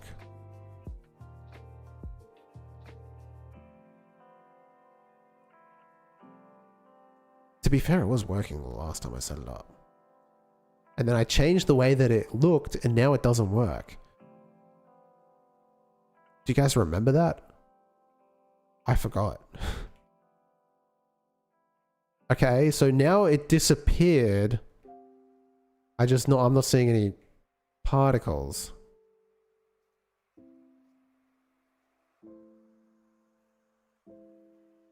Just notice how after the fight, the camera needs to focus back on the player. Yeah, it's way too fast. Yeah, you're right.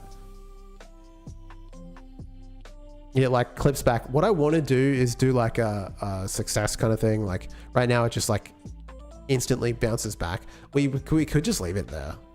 I'm doing another thing with the boss where it doesn't actually delete the camera anchor. So it's like an object called a camera anchor. And basically what's happening in that moment is I'm deleting the camera anchor. And when I do that, the camera gets released back to the player.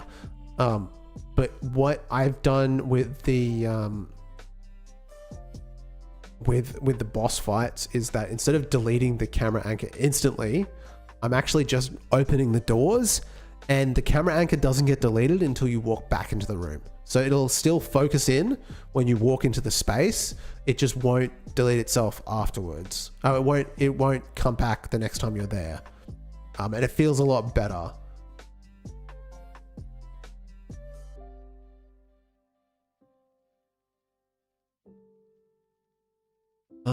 Broken central impulse.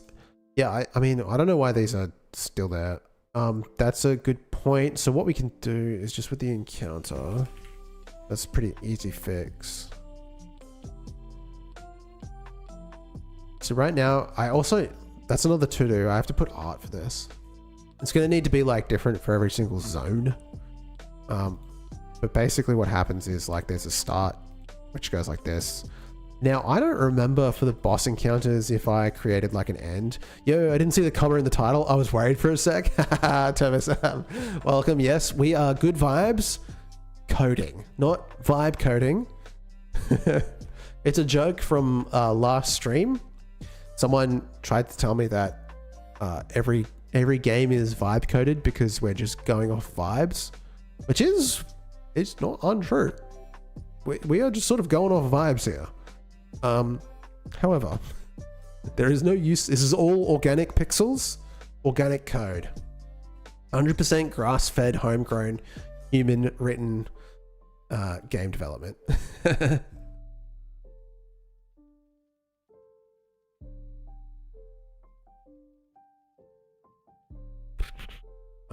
Okay, so for the boss encounter, is there... Yeah, there's an end animation. So we add the end animation. Yeah, okay. Duplicate. End. Now, I wonder... Yeah, we're just lifting them up. Okay, that's fine.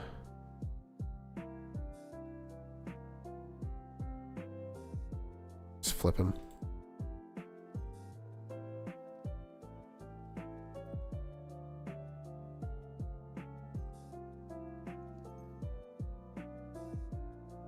Okay. And then we just need like a fanfare. Yeah, working on a Metroidvania, we are. So we're sort of like, I'm trying to touch up the enemies and the combat. We're just going around, I'm looking at music, I'm looking at like sounds, artwork. There's a lot of things that I have to be working on at the moment. It's sort of just like, we're just chipping away at that stuff by the time, and pretty soon we'll sort of be at that stage where we can get a demo out. It's basically, it's kind of done. Like you could play through that first section, but I need to create, the other thing I need to do is create like a tutorial intro so that people know like the buttons to press and stuff like that. Just like a short one. So yeah, there's a couple of small little things. It's one of those things, it's the 80-20 rule, right? It's like 80% of the work is at the end. No, sorry, 20% takes the longest. Is that what it is? Like, I feel like in 4 months, I put together all these pieces, and then it's like, okay, well, we have all of this stuff that's just in place and working, but this is just a red square. Like, you know, like that is a door. And what happens here is it goes up and down, and it's fine. It does its job, but it's not exactly what you want to have. And to be fair, if this was in like the alpha demo, I think it's okay. But if we can fix it up, I think we will. Although I don't know if I'm going to have time to redo all the artwork for the levels. So maybe, I don't know. It's sort of something I'm questioning how far we want to take it. But yeah, we'll see. So what I'm trying to do is like have an end animation. We got this, it comes up. Rather than just hand over to the player, what happens now with the boss encounter? We have done this already, so I kind of just want to look at what happens here. At boss defeated, encounter ended.emit, spawn reward, animation player.end. And so basically what happens with this when you defeat the boss is that you tell the game state manager that you've done that, and we give it the ID. So that means when you come back into the room, it won't spawn.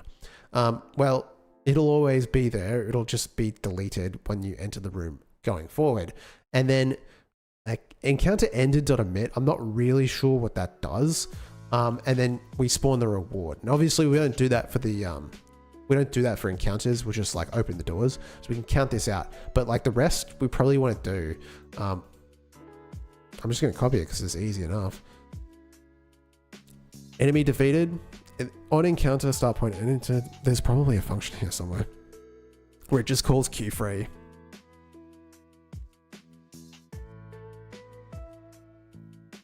Encounter ended emit. Okay, so here we go. Here we are literally doing these things. So we're calling queue free here. We don't really need to do that. What we do want to do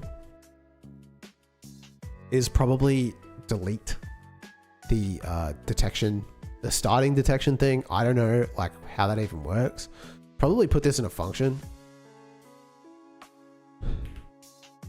so that we can potentially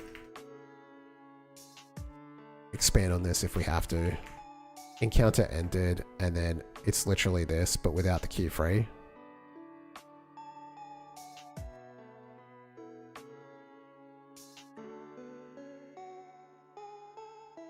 Right, encounter ended emit, and then this one here, rather than doing that, we just call encounter ended.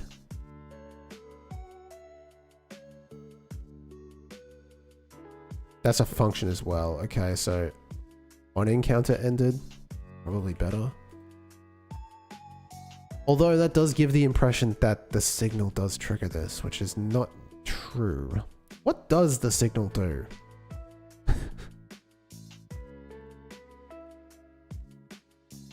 Encounter ended. It's not connected to anything. Maybe I just put it there as like a safeguard to be used if I thought it was necessary.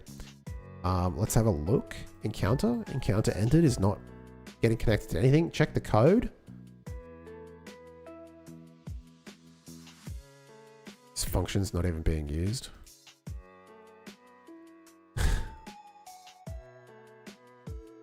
We're emitting a signal. Okay, yeah. We're not even doing anything with that. Okay. You know what? I think it's a dead piece of code before I implemented the game state for the facility, because it used to just be managed by this. See how this has got like a ready function and basically it loops through all the encounters? It really doesn't need to do this. Okay, so we are encounter entering. Okay, so we are doing something with this. Oh, we're doing the music. Okay, so that's how we're handling the music. Okay, that makes sense. Okay, so we're connecting that to the level, which is probably not where this needs to happen, by the way. But we'll roll with it. I really want to know if creating a spawn class that takes care of all the spawning is a good idea. Yeah, I mean, it's actually something that I've been thinking about. Because I do write this same piece of code every time I spawn something. Like, I don't know about encounter, what exactly it does. So spawn encounter. So we go instantiate, spawn marker, find children animation, node spawn, connect, add child, call deferred, node spawn. Okay, so this one is a little bit older, so there was no concept of the game state when I did this. But if you go and find more newer objects, perhaps this, I always call game state current scene.addChild.call deferred and that. So why isn't the game state just getting called a function saying, hey, instantiate this at this position? You know, I don't know, and then return that object. Or actually, you know, you're still gonna have a reference to it, so it's fine. And then it doesn't matter if the thing gets deleted out of existence. You don't have to call, you don't even really have to call deferred. Although I think you still do for add child. Yeah, I mean, it's a couple of lines of code and it probably would save a little bit of time because you just, I mean, realistically, now that I know a bit more about like making a big project, rather than having this be a singleton that I call functions to, like current scene.addChild, it would make way more sense for this to be, maybe it could still be a singleton, but I would call a signal. I would signal out that object and the game state would pick it up, or like a spawning object within the game state manager would pick that up and actually just handle that for me. But yeah, I mean, it's neither here, you know, it's probably a good idea. Make things a bit neater. But at the same time, we write this a lot. Thing.instantiate position equals position add child at this point. This is like a very common thing that I end up having to write a lot. So it does make a lot of sense, you know what I mean? To have that as being an object.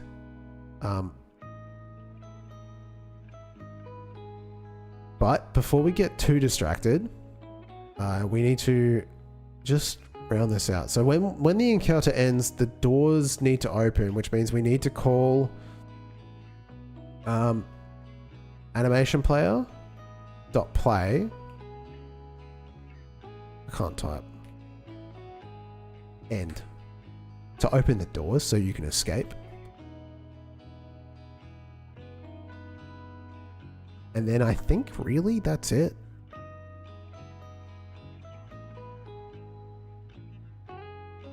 I don't know how this is going to behave if you walk back into the...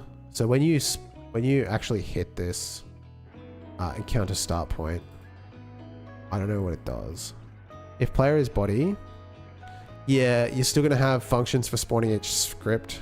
In each script that it's going to spawn, could just make it easier to read, yeah. You could return the object, yeah. New reward equals spawn manager.spawn path. Yeah, exactly. And then it's going to be, and then you could set its position or whatever. I mean, it would just be 2 lines of code realistically because you instantiate it and then you add it as a child. I'm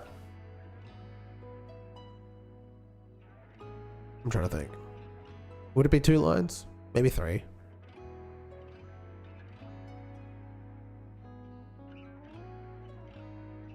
In that case, you would not make it a signal because then, obviously, you wouldn't be able to get it back. Not easily, anyway.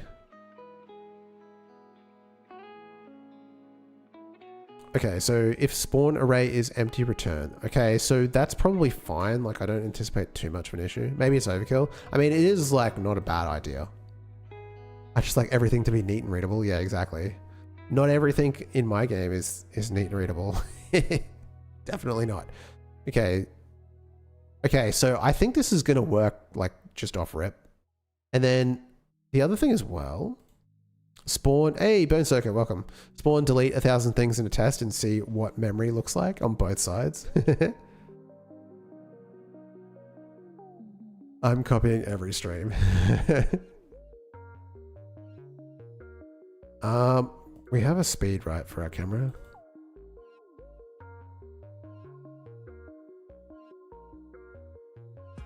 Cope. I'm coping every stream. Yeah, you're like, oh my god. Is a large number slower? I don't know.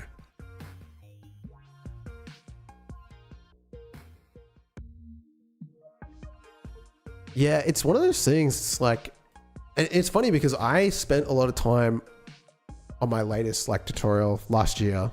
I haven't made a tutorial in a year. Bone Circuit's in the chat.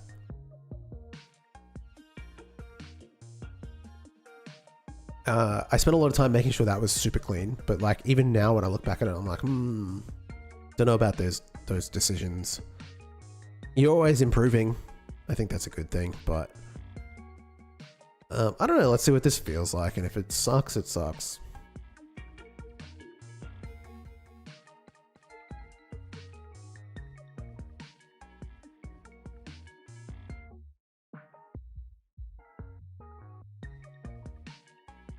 Okay, that's fine. And then we stand here and we fight these guys. Get rid of that. Jump over this one. I know the battle off by heart. Okay, see, and now the doors just open up and you can just like, you're standing here, right? Okay, fine. And then when you walk back, it'll still do that. What we probably should do is like after you walk out, like do you just delete it?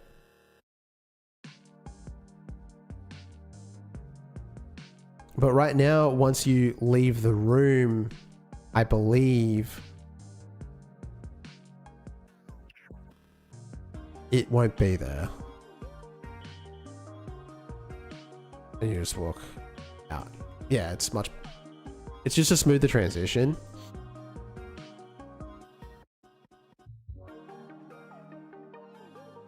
It's so weird how it sort of just punches in like that. I know it's on purpose, but it's still, it trips me out every time I look at it. Is it the height that maintains? I think it's the width, right? Yeah, the width is always the same. I changed it. Okay. So we've done that now. That feels good. Now back to these goddamn drones that aren't doing exactly what I want them to do.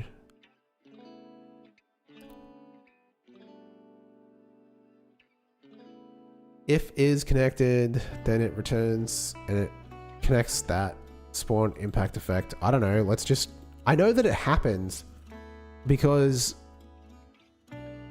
We've observed it. It's just once we change some of the settings, it like doesn't work anymore. I don't know what happened to it. They need to go bouncing all around. Let me zoom out a bit.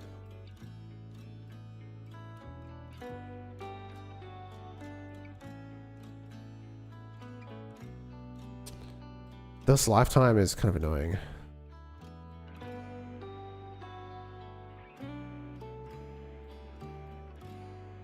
They even fall? They're not being affected by gravity.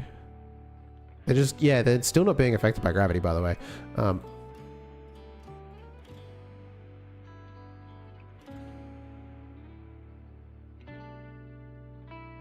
Gravity? Maybe it's to do with... Okay, go back to making this like kind of short. I still don't know why they're like not. But yeah, we'll worry about that later. Initial velocity, okay, fine. Gravity, is it just this needs to be like a higher number? Like what's the deal? It doesn't seem to be affecting anything. Ooh. I think it's, they're flying upwards. Okay, what? Is it the velocity that's making it do this?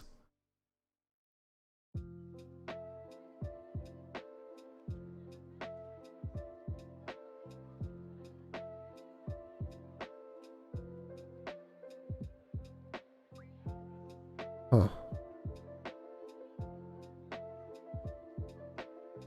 They seem to have no weight to them.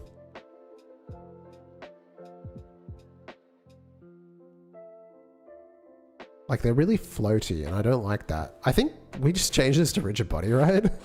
Like what the hell? This looks horrible.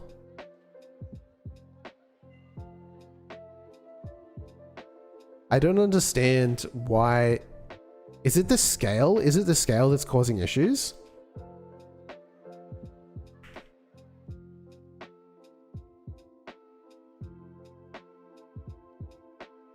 Oh.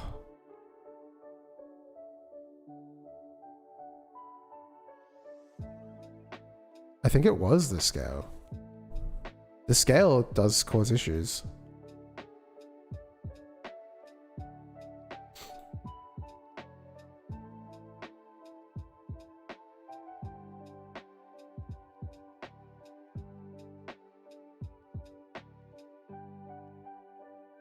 Okay.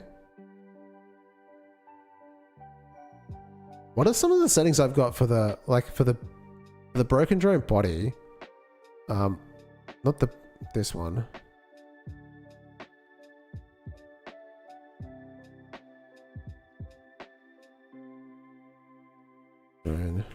This don't look right.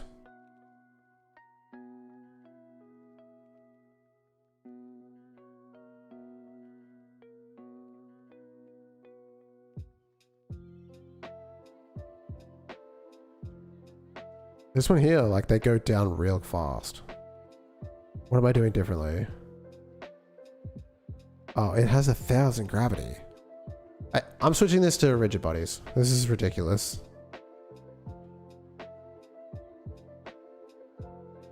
So we need, for sanity, sometimes throwing a handful of your own rigid bodies with a fork torque is cleaner. Yeah, I'm just realizing that. I'm like, what the frick is this? This is ridiculous. I would have been done. I was like, I'll just use this because I've already got like a pre-saved like thing that I can spawn pretty easily because I know the pattern. And it's just like, why does it look so dumb?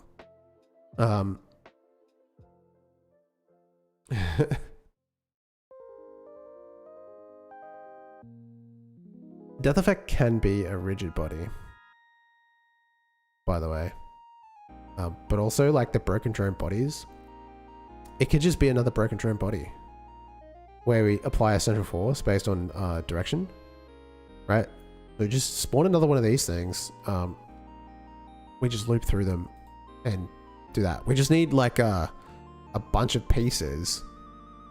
The same thing, because if we want this to just be more broken up, we just break it up more. You know what I mean? I wonder if I can get a sprite out of this. Like if I duplicate one of these, And then just like turn everything off so I can see it clearly. Right, and then we go in and we just make the region unique, like make this atlas unique.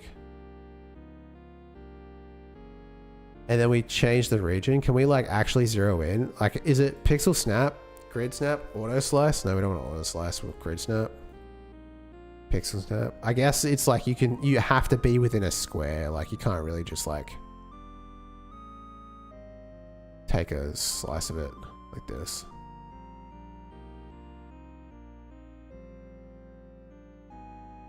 But if we just make like a couple of those squares like this and then just spawn them, or should we go like the full effort and break it into it's like where these cracks are? That's the other option as well. It is a lot of. I think maybe we just go with squares for now and then just see how that looks, and then we'll commit to whether or not we want to actually break it into smaller pieces. So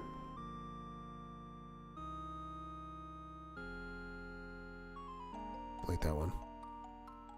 Turn everything back on before I start wondering. So a broken extends broken body death effect. So there's a broken body death effect. Basically what we can do is too much open.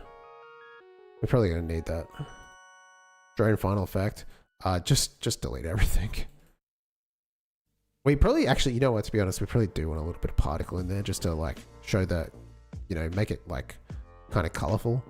But anyway, what we want to do is add a, not this, it's a pre-built scene. It's called debris, enemy debris, which is this pre-built rigid body that we can just set up to do whatever we want. Enemy debris. So we just drop that in like so, and then we just give that sprite be like the drone pieces, drop in that sprite and give it a, well, it's an atlas texture, and then drop this in the atlas and then edit the region to just be like a pixel snap, make it real small, and just take a bit like this. And then reset its position. And then just add a collision shape.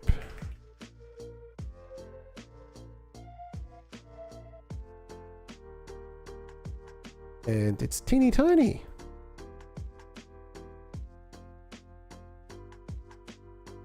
That's good enough. Okay. And then, yeah, we just, we can just set up its behavior. I do want it to have a bit of a bounce to it. I believe you do that with a physics material override now, and you add like a bit of a bounce to it, or not too much, just a tiny little bit, and a little bit rough. I don't know what that'll look like, but let's just try it. And then, yeah, we just have a bunch of these. I don't think we changed what this is. So basically we're going to remove that from this, and we're going to add the broken body. I'm going to have to search for this. It's a broken body death effect object. Do we save it as a drone final body death effect? Fine, whatever.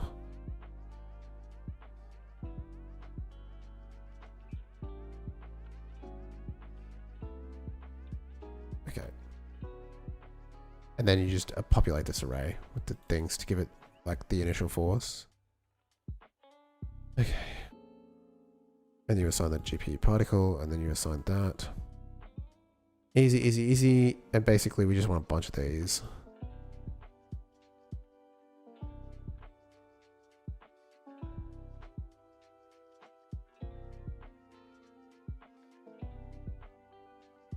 Just like put them together like so. I don't know how this is going to look.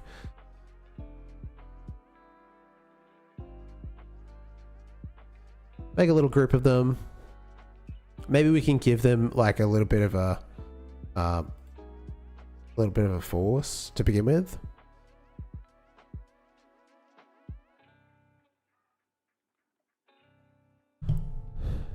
Can you give it a bit of a torque? Is that what you reckon? That makes it spin, right? Constant force applies each physics. Give it a little bit of torque. Give it a little bit of torque, you know? 0.1. I don't know what this is going to look like. It's going to roll, I guess.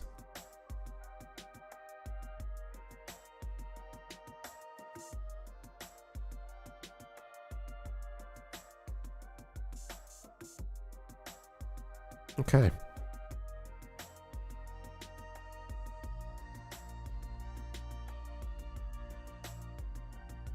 Let's see how bad this looks.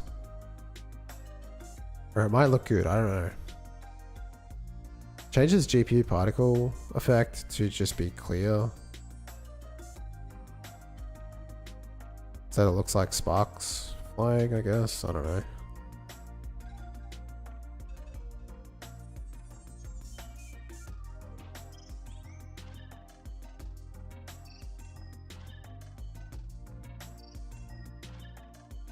Technically, we don't know if they're like, but yeah, whatever. We'll just roll with that. It's fine.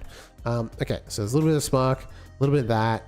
All of these guys, they're just gonna get thrown out. I think that's all I need, honestly. And then I can just add this as the final death effect, because it is still a death effect, I believe. Yeah, it's a death effect.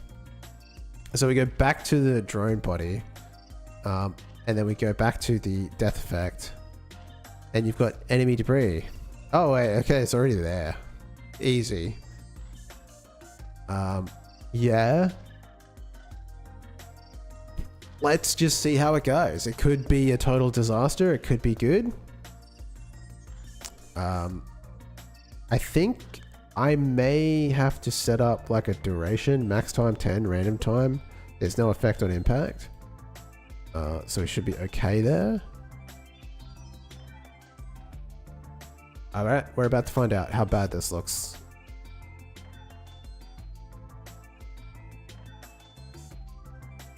Coding with Fable 5? What's that?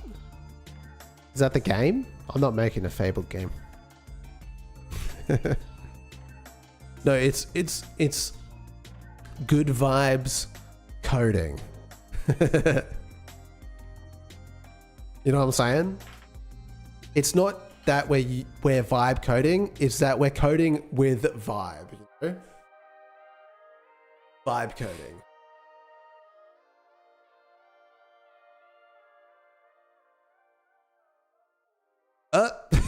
It crashed. Oh wait, I put a breakpoint in because I was like, why is this so bad?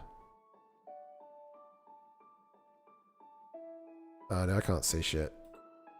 Help, I'm gonna die. Ah, they're there. They look like crap. Oh, I think the sparks are continuously flying. Oh my god. Maybe Fable would help me.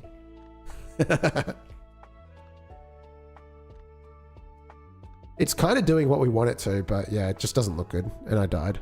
Okay. Now, I can take these off. You're under arrest for vibe coding.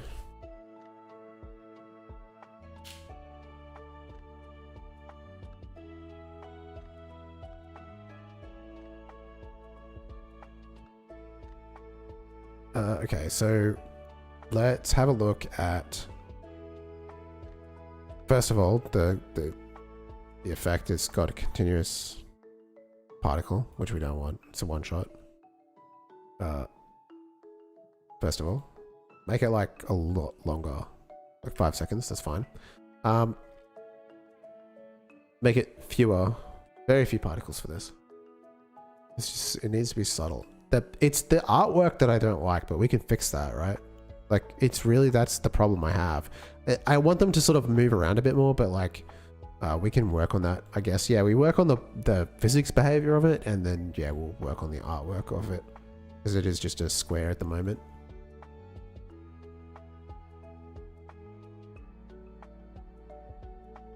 Reload this.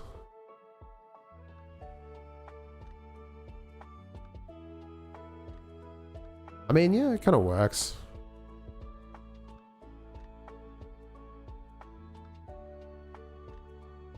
Not a fan of it? It's just not for me. I do this for fun, you know?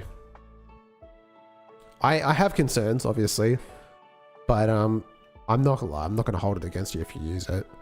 I don't think it should be, it needs to, my biggest criticism, if I could boil it down to like one phrase, is that I don't think it's being used in the most like optimal kind of way. Like, it's not being used to improve people's lives. It's just being used to like take away all the fun stuff that we did. And then obviously there's like ethical concerns, there's environmental concerns, there's so many things that like are kind of like just annoying with it. It's just like, I code for fun. You know what I mean? I'm not a professional coder, and I don't think there's any issues with it if you are like in a workplace and they're giving you like Claude to like enhance your code for like code completion and stuff like that. It's probably totally fine. But we're here for a good time, not to let the computers do the fun stuff for us, which is painstakingly trying to get these pixels to move on the screen correctly. This is 100% organic, homegrown, human generated code. Copium? I mean, yeah, I mean, like, yes. I'm just coping with the fact that we ain't gonna be around. They're gonna just replace us all with AI, and there's just not gonna be like anything for us to do except for like just die. And if hey, Argella Jones, thank you so much for the raid. How you doing? Thank you for stopping by. I don't know why there's no sound. I think I turned it off. I got a little nut. Thank you for the follow, Tony. How have you been going? How's your project? Guys, you got to check this stuff out. It's crazy.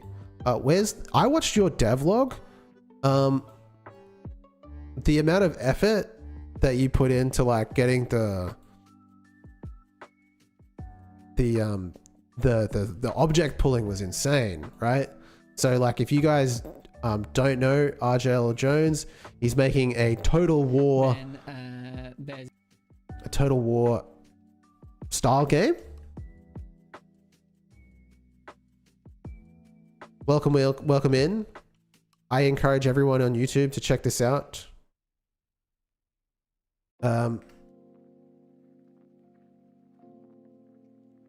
Look at the number of units. Look at all these units.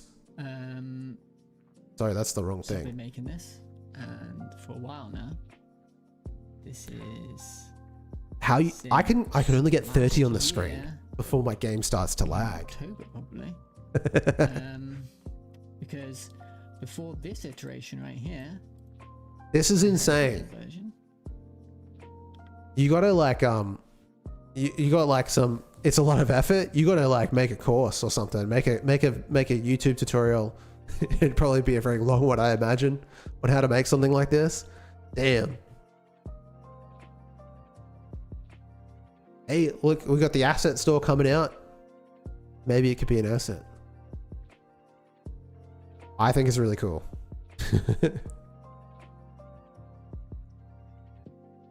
I'm looking forward to this. How long do you reckon you're gonna have to work on this, RJ?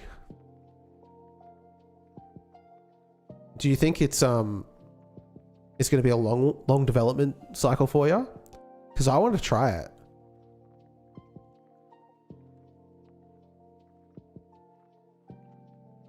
I was thinking you could make multi-threaded Rust physics server in Godot and make it an asset. That's sick. You're at a whole nother level to me. I'm like, oh yeah, let's play around with the GPU particles. See how it makes the particles move on screen? Do you have any completed live games to check out? Me? Or RJ? I think you've got some games, don't you? Grand Fantasy Heroes, Starfront Heroes, you've made a bunch. You guys should collab. We gotta make it, we gotta do a game jam. I like your particles colliding. They do look pretty cool. There's a lot of flashing on screen. We've got Starfront lenses. Actually, this looks sick. Hold up. What the hell? Coming soon. Oh, are you ever gonna release this? This is more on my alley. I'm not much of an RTS guy.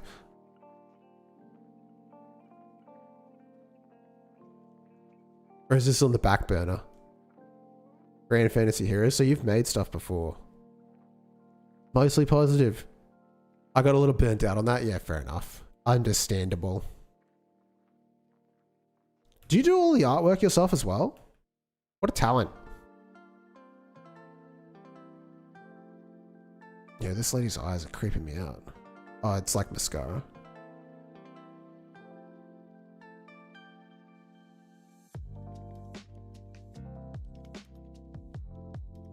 Multi-threat. A multi-threat. I just found your Steam on my YouTube homepage a second ago. What are we coding? Stream? Oh, stream. We are making a Metroidvania for everyone as well as the Raiders. We are making a Metroidvania set deep in an underground facility, research facility in Antarctica. And you've been sent to investigate why it has gone dark and potentially cleanse the facility of any evidence of it ever having existed. And so we are working mostly on the vibes right now. We've got all the things in place for it to be a Metroidvania. We're just trying to make it look and feel like a Metroidvania. Specifically right now, we're working on getting the when you defeat an enemy to feel really good. Like, we want the combat to feel nice and fun because that's kind of like the main thing. The Nazis had a secret base in Antarctica. You ever heard of that? Yeah, I haven't heard of that, but I know that I'm basing a lot of this off conspiracy theories on like Hollow Earth theory. So like there's a popular Hollow Earth theory that is this guy called Admiral Byrd, I think his name is. He flew over Antarctica and supposedly saw like an entry to the center of the earth that was a paradise, right? And so like I'm going to take that and also the idea that there's pyramids down there and I'm going to sort of smash them together. And we're going to be going into the facility and descending into the center of the earth and defeating whatever horrors lie below. You know what I mean? But right now we're just on the surface and we're fighting robots. Because the robots can't really tell the difference between a human and an ancient alien force. So we got a lot of particles going on right now. Might be a bit overkill, not too sure.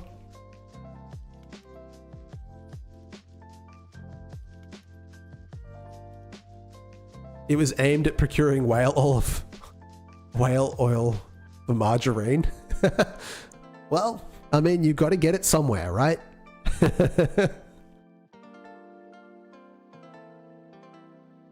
Actually, I just read a book called Journey to the Center of the Earth and there were dinosaurs and giants under there. Yeah. I think I'm going to go with like more of a Cthulhu thing, but like, you know, yeah, I think that's the general like thing with the Center of the Earth theories is like, it's a, it's kind of like the old Earth.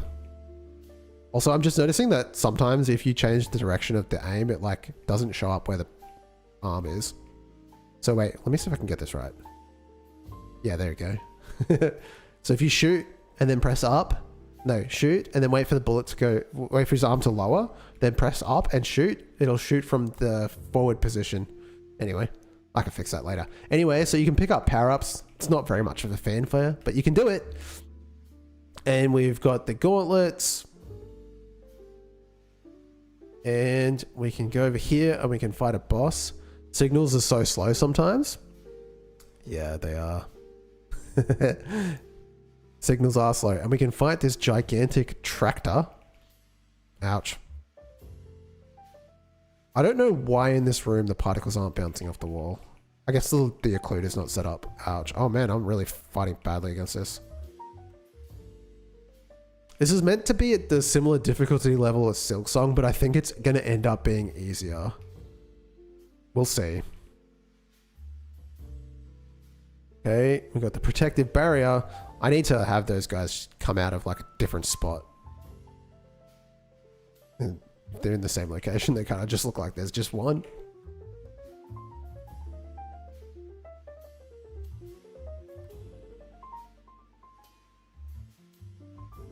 But yeah, I don't know. It's one of those things where it's like I wanted to combine Silksong with Mega Man, and it's not 100% like with the shooting. There's a lot less risk involved, so I'm not 100% like I need to like work on the design of the bosses and how to make them like more threatening. But yeah, so that's sort of where we're at. We got level design and artwork to do.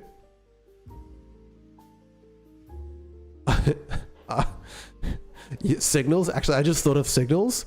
Signals, my friend. You want to have a look at my signal manager right now? You want to have a look at the signal manager? Look at this thing. It's like holding someone with their eyes open, you know, like, look. You know, though, as I've been progressing on this large project, it's easy. Yeah, it is. Yeah, it's one of those things that you sort of like, you just, you know how it works. So it's kind of fine. I've seen a lot of people make fun of signals and signal managers about how you can sort of like get code spaghetti with it, but I've never had that issue with them. And I think it really just comes down to how you use signals, right? So if you're using a signal manager, you can't really expect a callback because that doesn't work really well. Like if you send a signal off to get to somewhere else, you can't really expect something back because it's either going to come back, like there's a time delay difference on this kind of stuff. It doesn't work that way. Good. So you don't use it for that. If you just need to hand off data, my problem with signals is that it send one frame and then they're read the next. Yeah, exactly. So it's a little bit like you can't really expect it to return anything. It's just good for getting the information across the world, basically. That's how I use them. So it's like, okay, when the camera feedback is requested. So like when you kill an enemy, it says camera feedback, please. And it goes off to the camera with the amount, the duration, the speed, and the camera just does its thing. And that's it. You know, you have to like understand the limitations of a signal. And I did run into that when I was trying to do missions or power-ups. I think it was with the power-ups. Like I wanted the equip to signal to like basically the UI to signal to the player to equip it, and then the player to signal back to the UI to say that that was done. And it was not like working really well. And I worked out the the comma is doing God's work in the title. Yes, we are good vibes coding. We are not vibe coding. It's just good vibes. All right.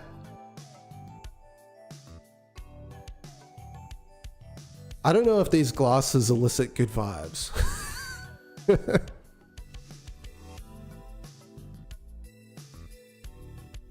User QD7Z.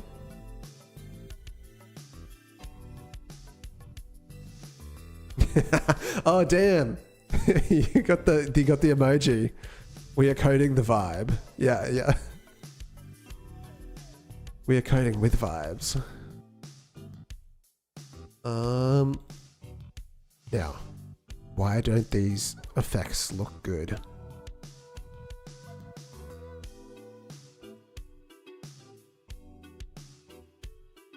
Broken drone?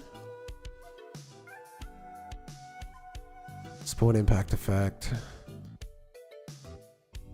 What we want to do is we want to make these more bouncy. Number one. Wait, what the heck?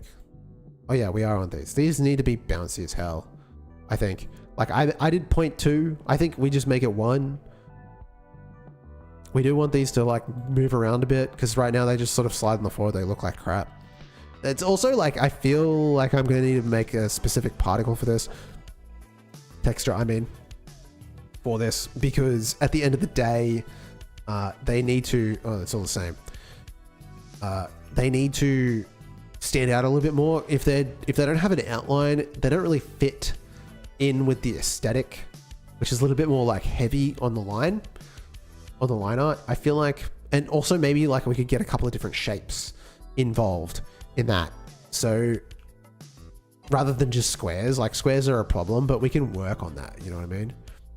We're just going to get the behavior right. I really am not happy with the way that they look when they hit the ground. We probably need to do, what we can also look at is like change the way that because we do have a separate script on them, change the way that it behaves with the impulse. Right now, I believe it's just like no impulse. We need to give it an impulse. That's probably something else we need to look at. So let's see if they react to a bounce.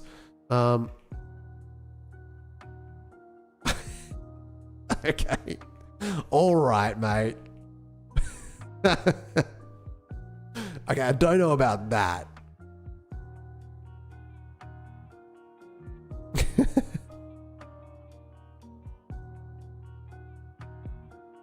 And they'll just slowly disappear.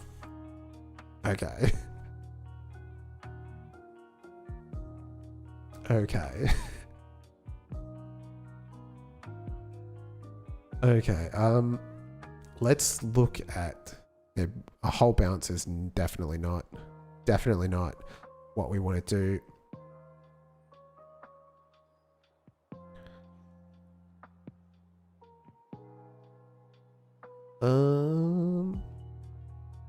Is it using collisions in it's not a particle, it's a rigid body. There's actually two things on this thing.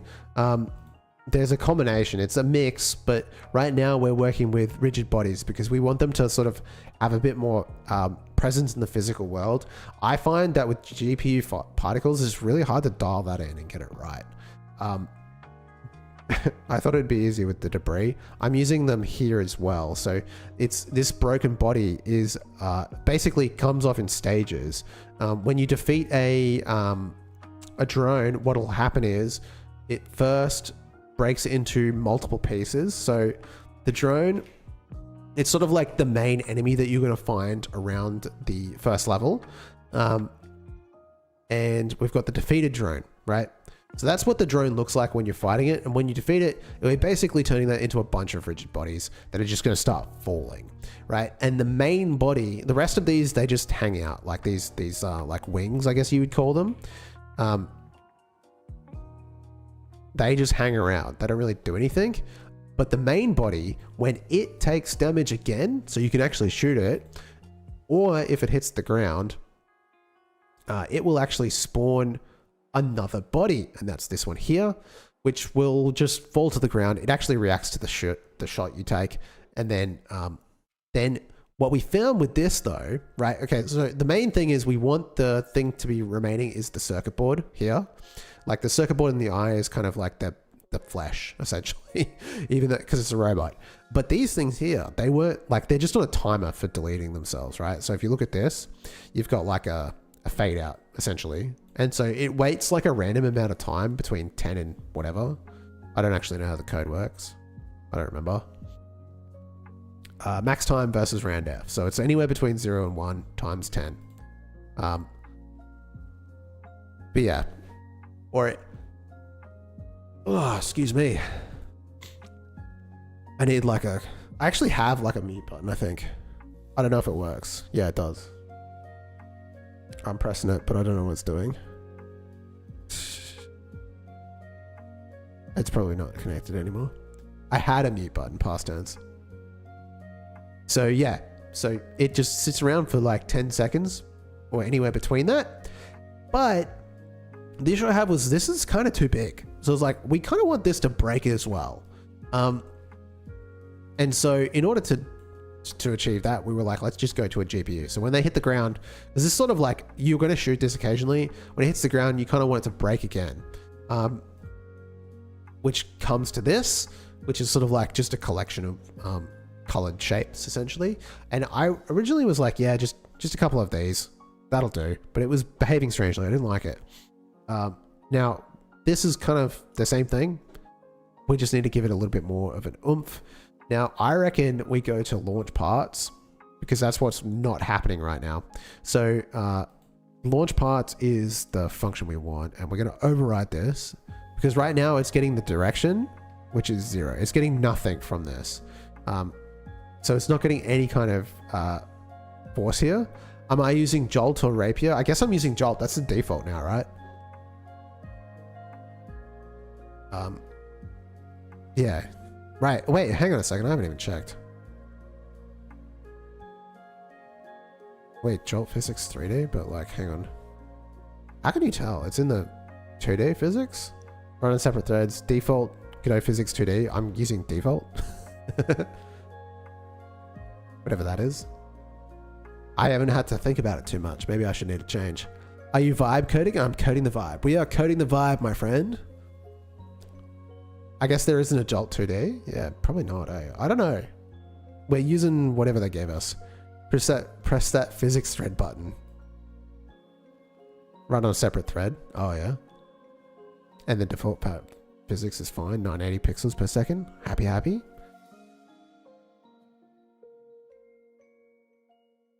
Okay, so what we want to do here for this force is probably have it be a random number between, or it's going to be a random vector between like an arc of 180. So up is x. So yeah, a random force between the, yeah, we'll have direction just be like random. It can be completely random, I think, between -1 and 1 for x and 1 and 0 for y, I reckon. So this is specifically for this script, which is on all of them, right? Wow, handmade code, really interesting. Feels like finding a swordsmith in 2026.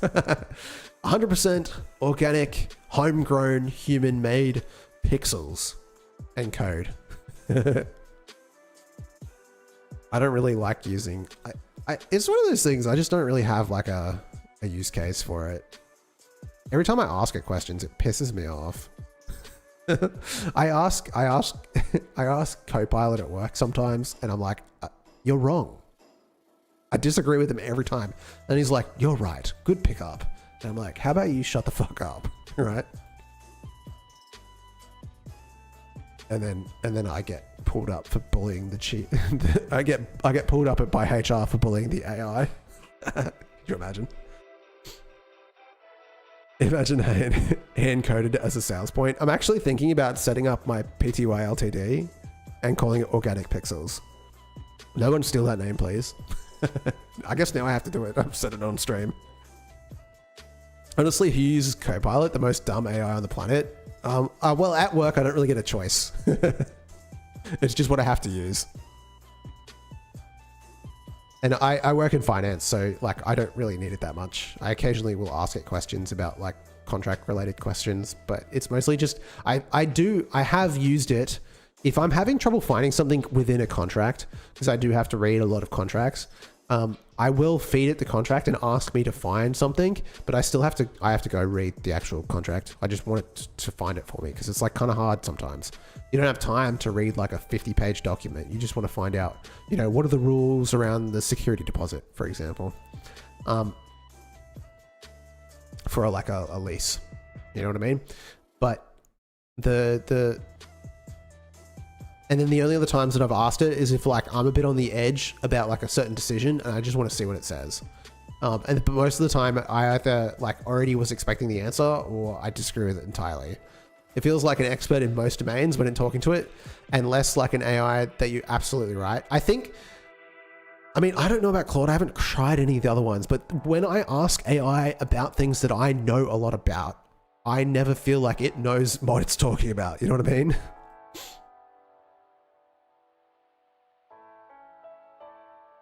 It's gotten a lot better. I'll give you that.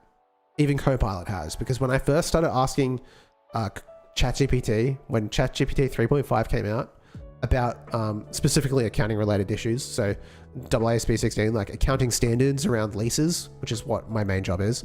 I was like, it has no idea what it's talking about. It's completely useless. What am I making? We are making a Metroidvania, and I'm getting distracted talking about AI when I really should be creating a random number between 1 and 0. So var x dir, it's a float, not capital, it's a float. It's equal between randf,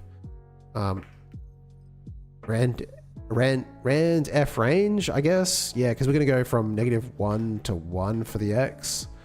And then var y dir, I suppose I could have done this in one line, but whatever.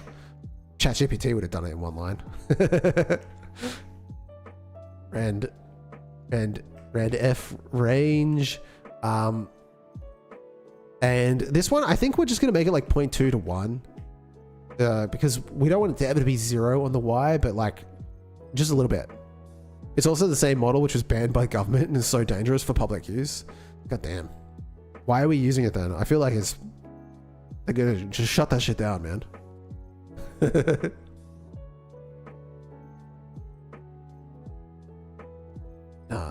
I don't know, man. I worry for our future. Because I can tell you, as someone that has been in plenty of discussions about reducing costs, one of the first things that every company looks for is to reduce payroll. Payroll is the most expensive thing in any business. And so if you have a thing that can do the job of many, and it doesn't cost that much right now, the cost is greater than people, so it's not really an issue, and it's not as good. But when it gets to that point, that's what they'll do. And Claude is officially as modest? Nice. And so it's like, what happens then?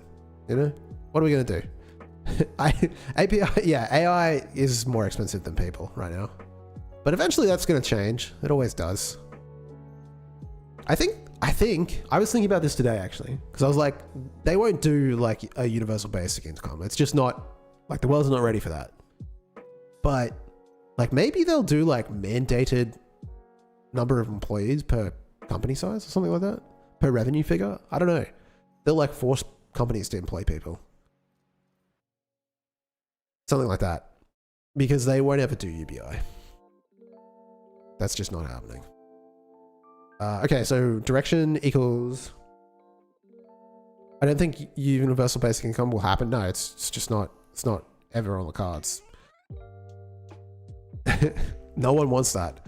It's very much like outside of the realm of economics as well. So I studied economics at university, and like, even if you go to the most far left in economics, which is Keynesianism, even then, like, the solution is employment for the economy. So like, like a Keynesian economist would be like, yeah, just make people go pick up paper, like do the litter, like you just give them anything to do in order to stimulate the economy. So the government will just do that instead. Elon Musk is trying to gaslight people with universal high income, so the normies won't burn his data centers down when AI takes over. I think that's what'll happen. I mean, you know, it could go in any which way. It's really hard to like guess, but you know, I am worried about that. When we cross that point, what happens? You know what I mean? X and Y data. Okay, let's see what happens. We plugged it in.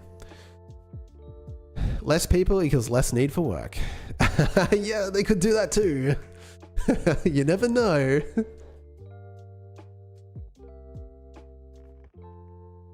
They'll just send us to the melting farms.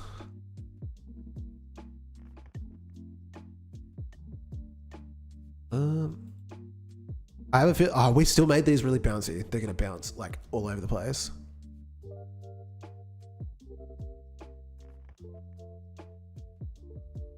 Those guys just show up. Okay. I was just wondering what happened with humans if 90% of the jobs get. I just wonder. Yeah, I think we get. I think they don't need the people no more.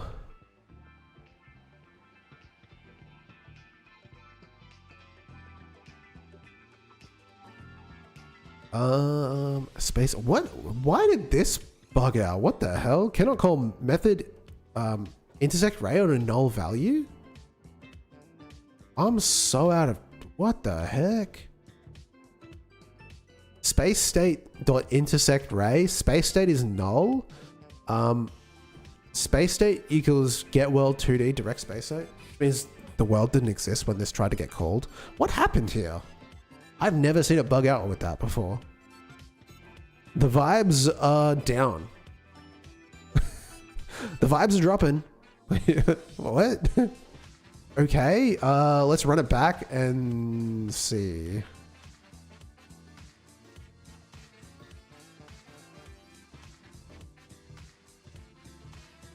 Oh, look at the debugger. Holy crap. Wait, hold up. Is this Godot? What are you using? How is this? How is the game engine? Godot is my game engine. Oh, wow. Get space is locked. What did I do? Insane first, extinct later. Nighttime Crafts knows what's up. Move and slide? Holy crap.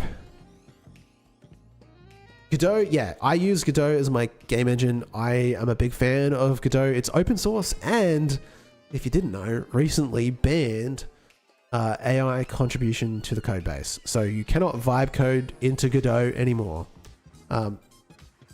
So if that's a concern of yours, if quality is a concern of yours, because if you know what Unity has been up to lately, well, it's been going down in quality. And I don't think AI is necessarily to blame in that case, but it is sort of like, I don't know, it's just sort of the way of things. You know, it's sort of how it goes. But not with Godot. Not yet. It's really good. It's on the up. And I really love using it, although right now I'm getting completely thrown out of the loop for why this is bugging out. What did I do? What's the base script for this? Enemy. One of the enemies is gone wrong. Did I move something? Energy used is declared, never explicitly used in a class. Signal used, energy used, completed, heal requested, that's fine. Get profiles, invalid, save profile, okay, that's fine. Game state, debug, create data, we're in a debug testing state. Things might not behave normal, okay. Makes sense. Because we press the debug button. The class variable create hitboxes declared or never used. Okay, we don't care about any of that stuff. It doesn't really matter. This is interesting. Get space is locked, is true. I must have clicked something without realizing it because I've never seen it do that before. And I don't know what. Okay, security drone is not what we want. Drone, surveillance drone.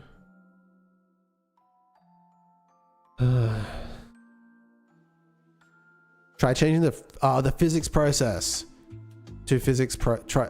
Oh, what about, yeah, that's the one thing I did change, right? I turned on run separate thread. Maybe that, let me just try with that because you said to do that, but maybe I've set this up in a way that makes that like a problem.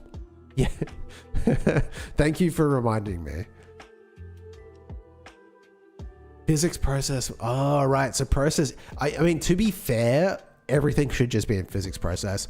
It's not something like, that's my opinion. Like with Godot, it's like, you should just use physics process most of the time because it's locked to the frame rate, which is a lot better. I don't know why I did this one in process. I guess I'm doing a, oh, it's the crawler. It's the crawler. What the hell? The crawler? Okay. Why is the crawler bugging out? Alright, anyway, let's give it a go.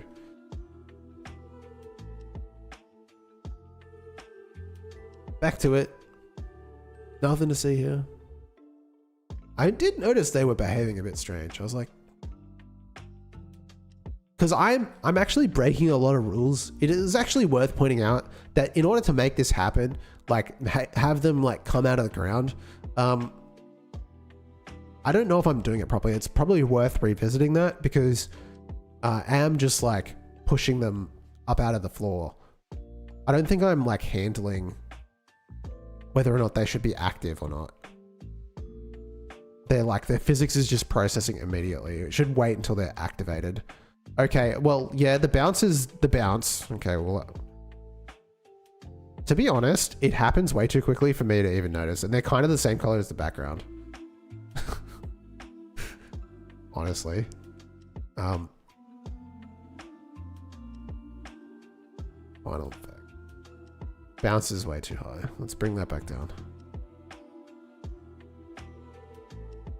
And, yeah. What about the speed?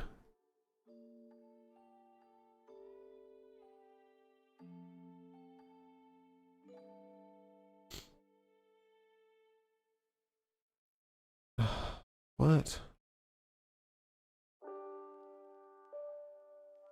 Where did I write that then? Okay, guys, hang on a second. Where did I write the random numbers? Did I undo that or something? Did I put that somewhere else? Oh, dude, what the hell? These sunglasses. They're ruining the vibe.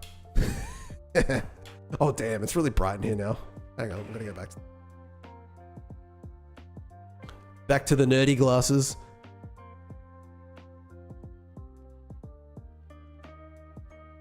I was vibing too much and I forgot to do my job properly. Okay, this is the Pokemon theme song, but like jazzy. I'm skipping all the steps, so we'll just go Randef range here. I've been playing Pokemon. Pokemon Gen 1. This week. Low key, for such an old game, it's really fun. It's a bit janky. But like, I still am perpetually amazed that people were able to make stuff like that back in the day.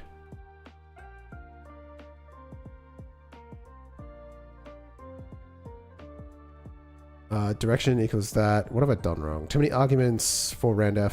That's super Randef range. Okay. I don't know where that went. I don't know what I don't know. Oh, wait, here it is. Okay, so I wait. What is this? Broken drone body. It's the code for this one. I put it in the wrong spot. So let's just take that code. I don't know if there's anything there to begin with. Whatever. I'll have to just revert. I'll just have to revert it. Yeah, all the art isn't sprites or textures. It's like coded or something in Pokemon to make it fit in memory. Yeah, it's like insane that they were able to do that. Like the level of detail in that game is actually insane. I suppose like there's a bunch of Nintendo games on the original Game Boy that are just like the level of quality that you would not expect for that time period. Like the Link's Awakening, that's what it's called. Link's Awakening, I don't know how they did that. That's like sheer wizardry. Why are they making games that good for like a $70 game, handheld game thing? You know what I mean? I think they did them quick too. Although like the success of Pokemon is kind of like next level. I suppose it's mostly just due to the anime. I have to assume that the anime probably carried its success.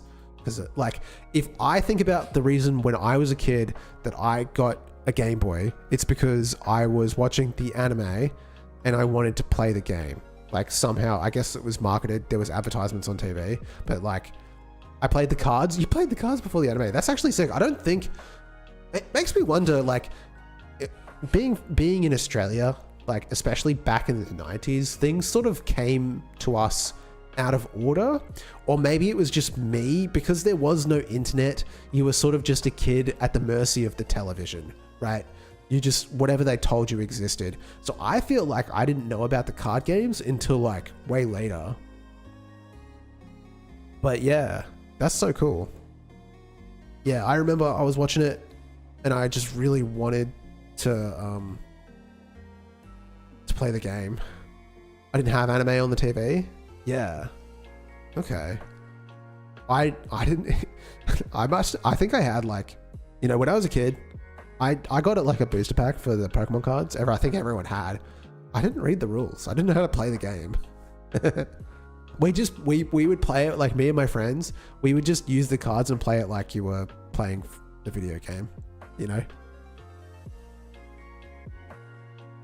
But I like low key, like the Pokemon card game is really good actually.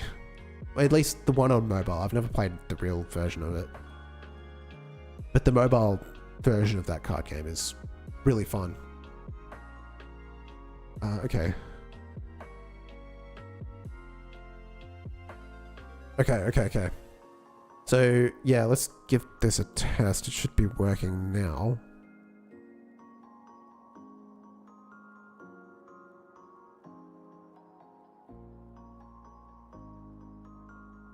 They're not really going anywhere. I think we have to give them more force. I think the speed is probably 0. I want to actually inspect the values that are coming through for that, because I don't remember. I don't remember like this force. I don't know what that number is. I feel like it's probably pretty low because they're not really doing anything. We do want them to sort of like spray out. Once we get a handle on this, I promise it's going to be better than using GPU particles. What? Hello? Is this not getting cold? We're in the wrong spot again. Launch parts.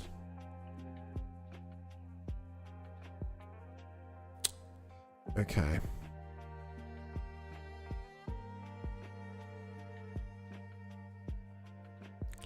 Is this because...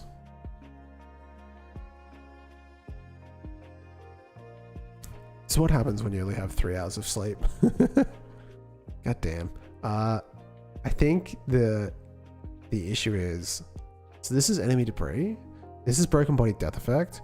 This gets spawned by the first defeated drone, and it's getting launch parts here. So it's a broken body death effect, and it's calling launch parts.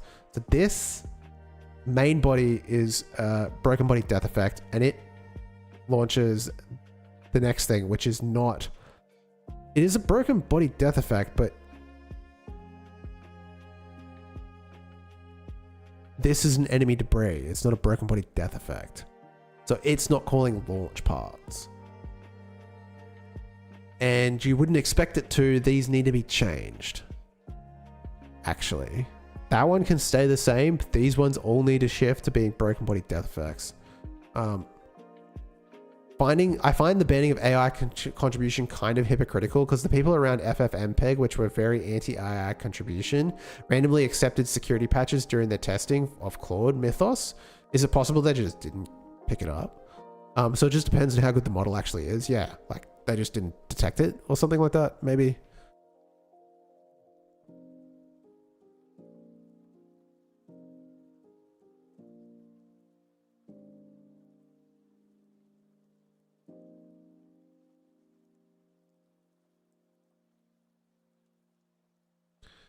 Yeah, these need to be shifted to broken body death effects, not enemy debris, which is like the final object. This is what happens when you change your mind halfway through something. What were you thinking, mate?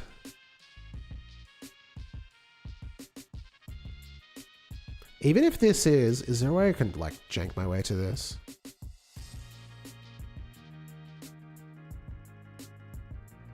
It does feel kind of bad because I did spend a lot of time working on these.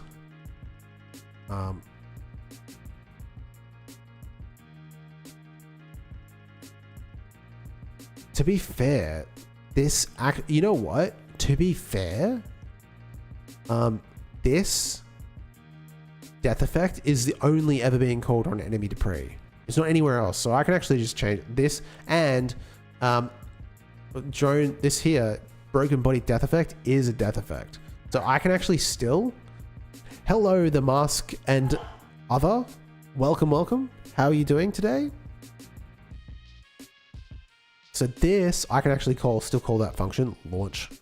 I think it's expecting stuff, but like realistically, I can say wait till it's entered, and then I can say new effect. And if I change this to broken body death effect, I'll get the fill in here. New effect. dot launch parts, and it wants a direction. And here we could even do like the random number here, but we're doing that already, so we might as well just go vector. Do we need to? It's optional. No, it's not optional. Okay, just go vector 2.0.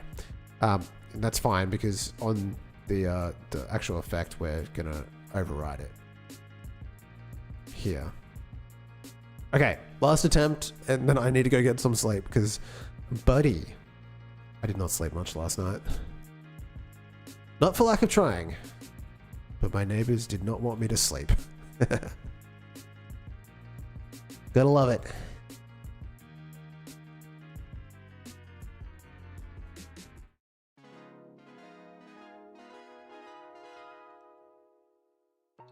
Hey, we hit it. I mean, what is the force going to calculate to step into next? The force is, yeah, I think that's fine. Like, the problem was I wasn't hitting this before. Whoa, okay. Scale much. It's still not really reacting that much, but we're hitting that function call now, so we can start to actually manipulate it. Okay, let's see if we can actually get this right.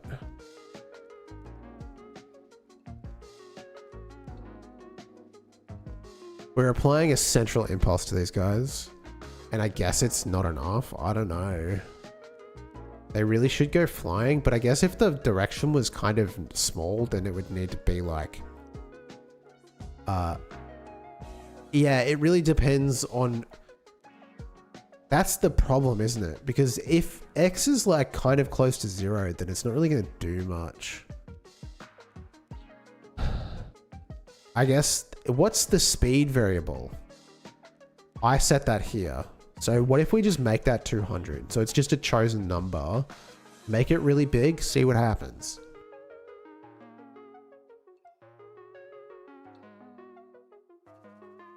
I have faith in this moment, so I'm going to make the screen big.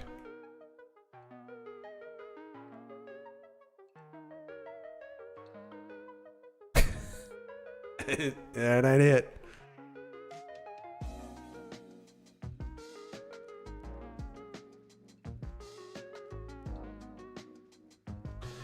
What about if it's because of the... I'm gonna take this back to its like ultimate conclusions. Delete this. I think this is related.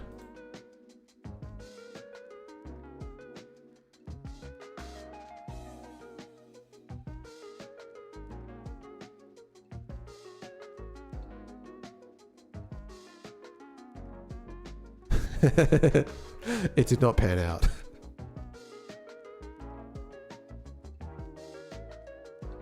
I don't know why they're not launching off into the world. Because we should be applying a central impulse to each one of these. There's no reason why they shouldn't really just go flying off.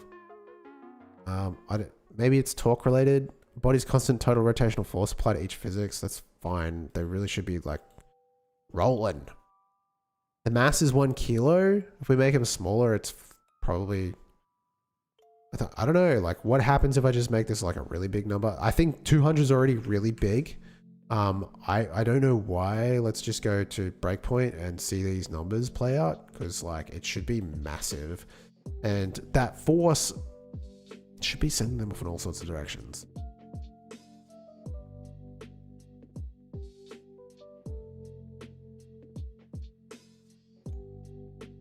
Like the force is like massive now.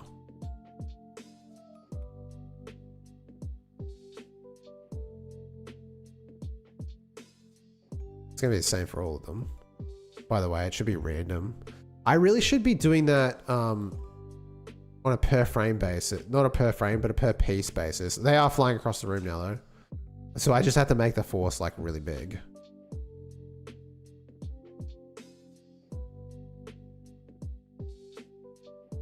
God damn, die. So yeah, there's movement now. It was just a numbers thing? Oh, okay, that was weird.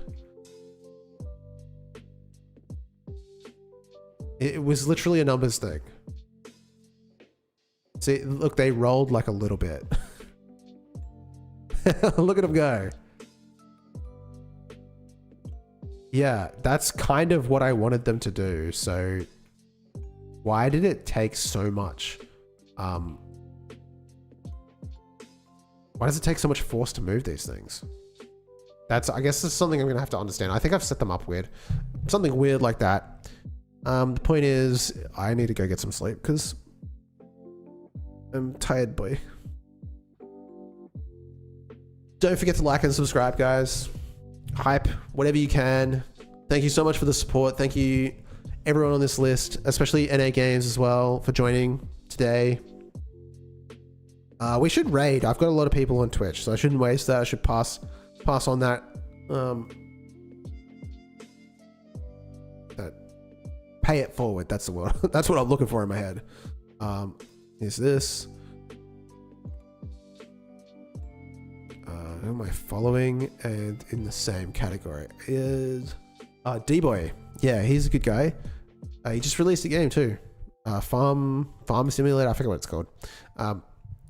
But he's a really successful game dev. So I'll send you over to him. I hope you all have a good night, a good day, whatever you are, whatever you're doing. Right. I will be back on Wednesday, probably in the morning, maybe in the evening. The numbers are good. The numbers are good this evening, so maybe it's an evening stream thing. But either way, I'll be back on Wednesday and we can share the good vibes while coding. We're not going to vibe code. All right, guys.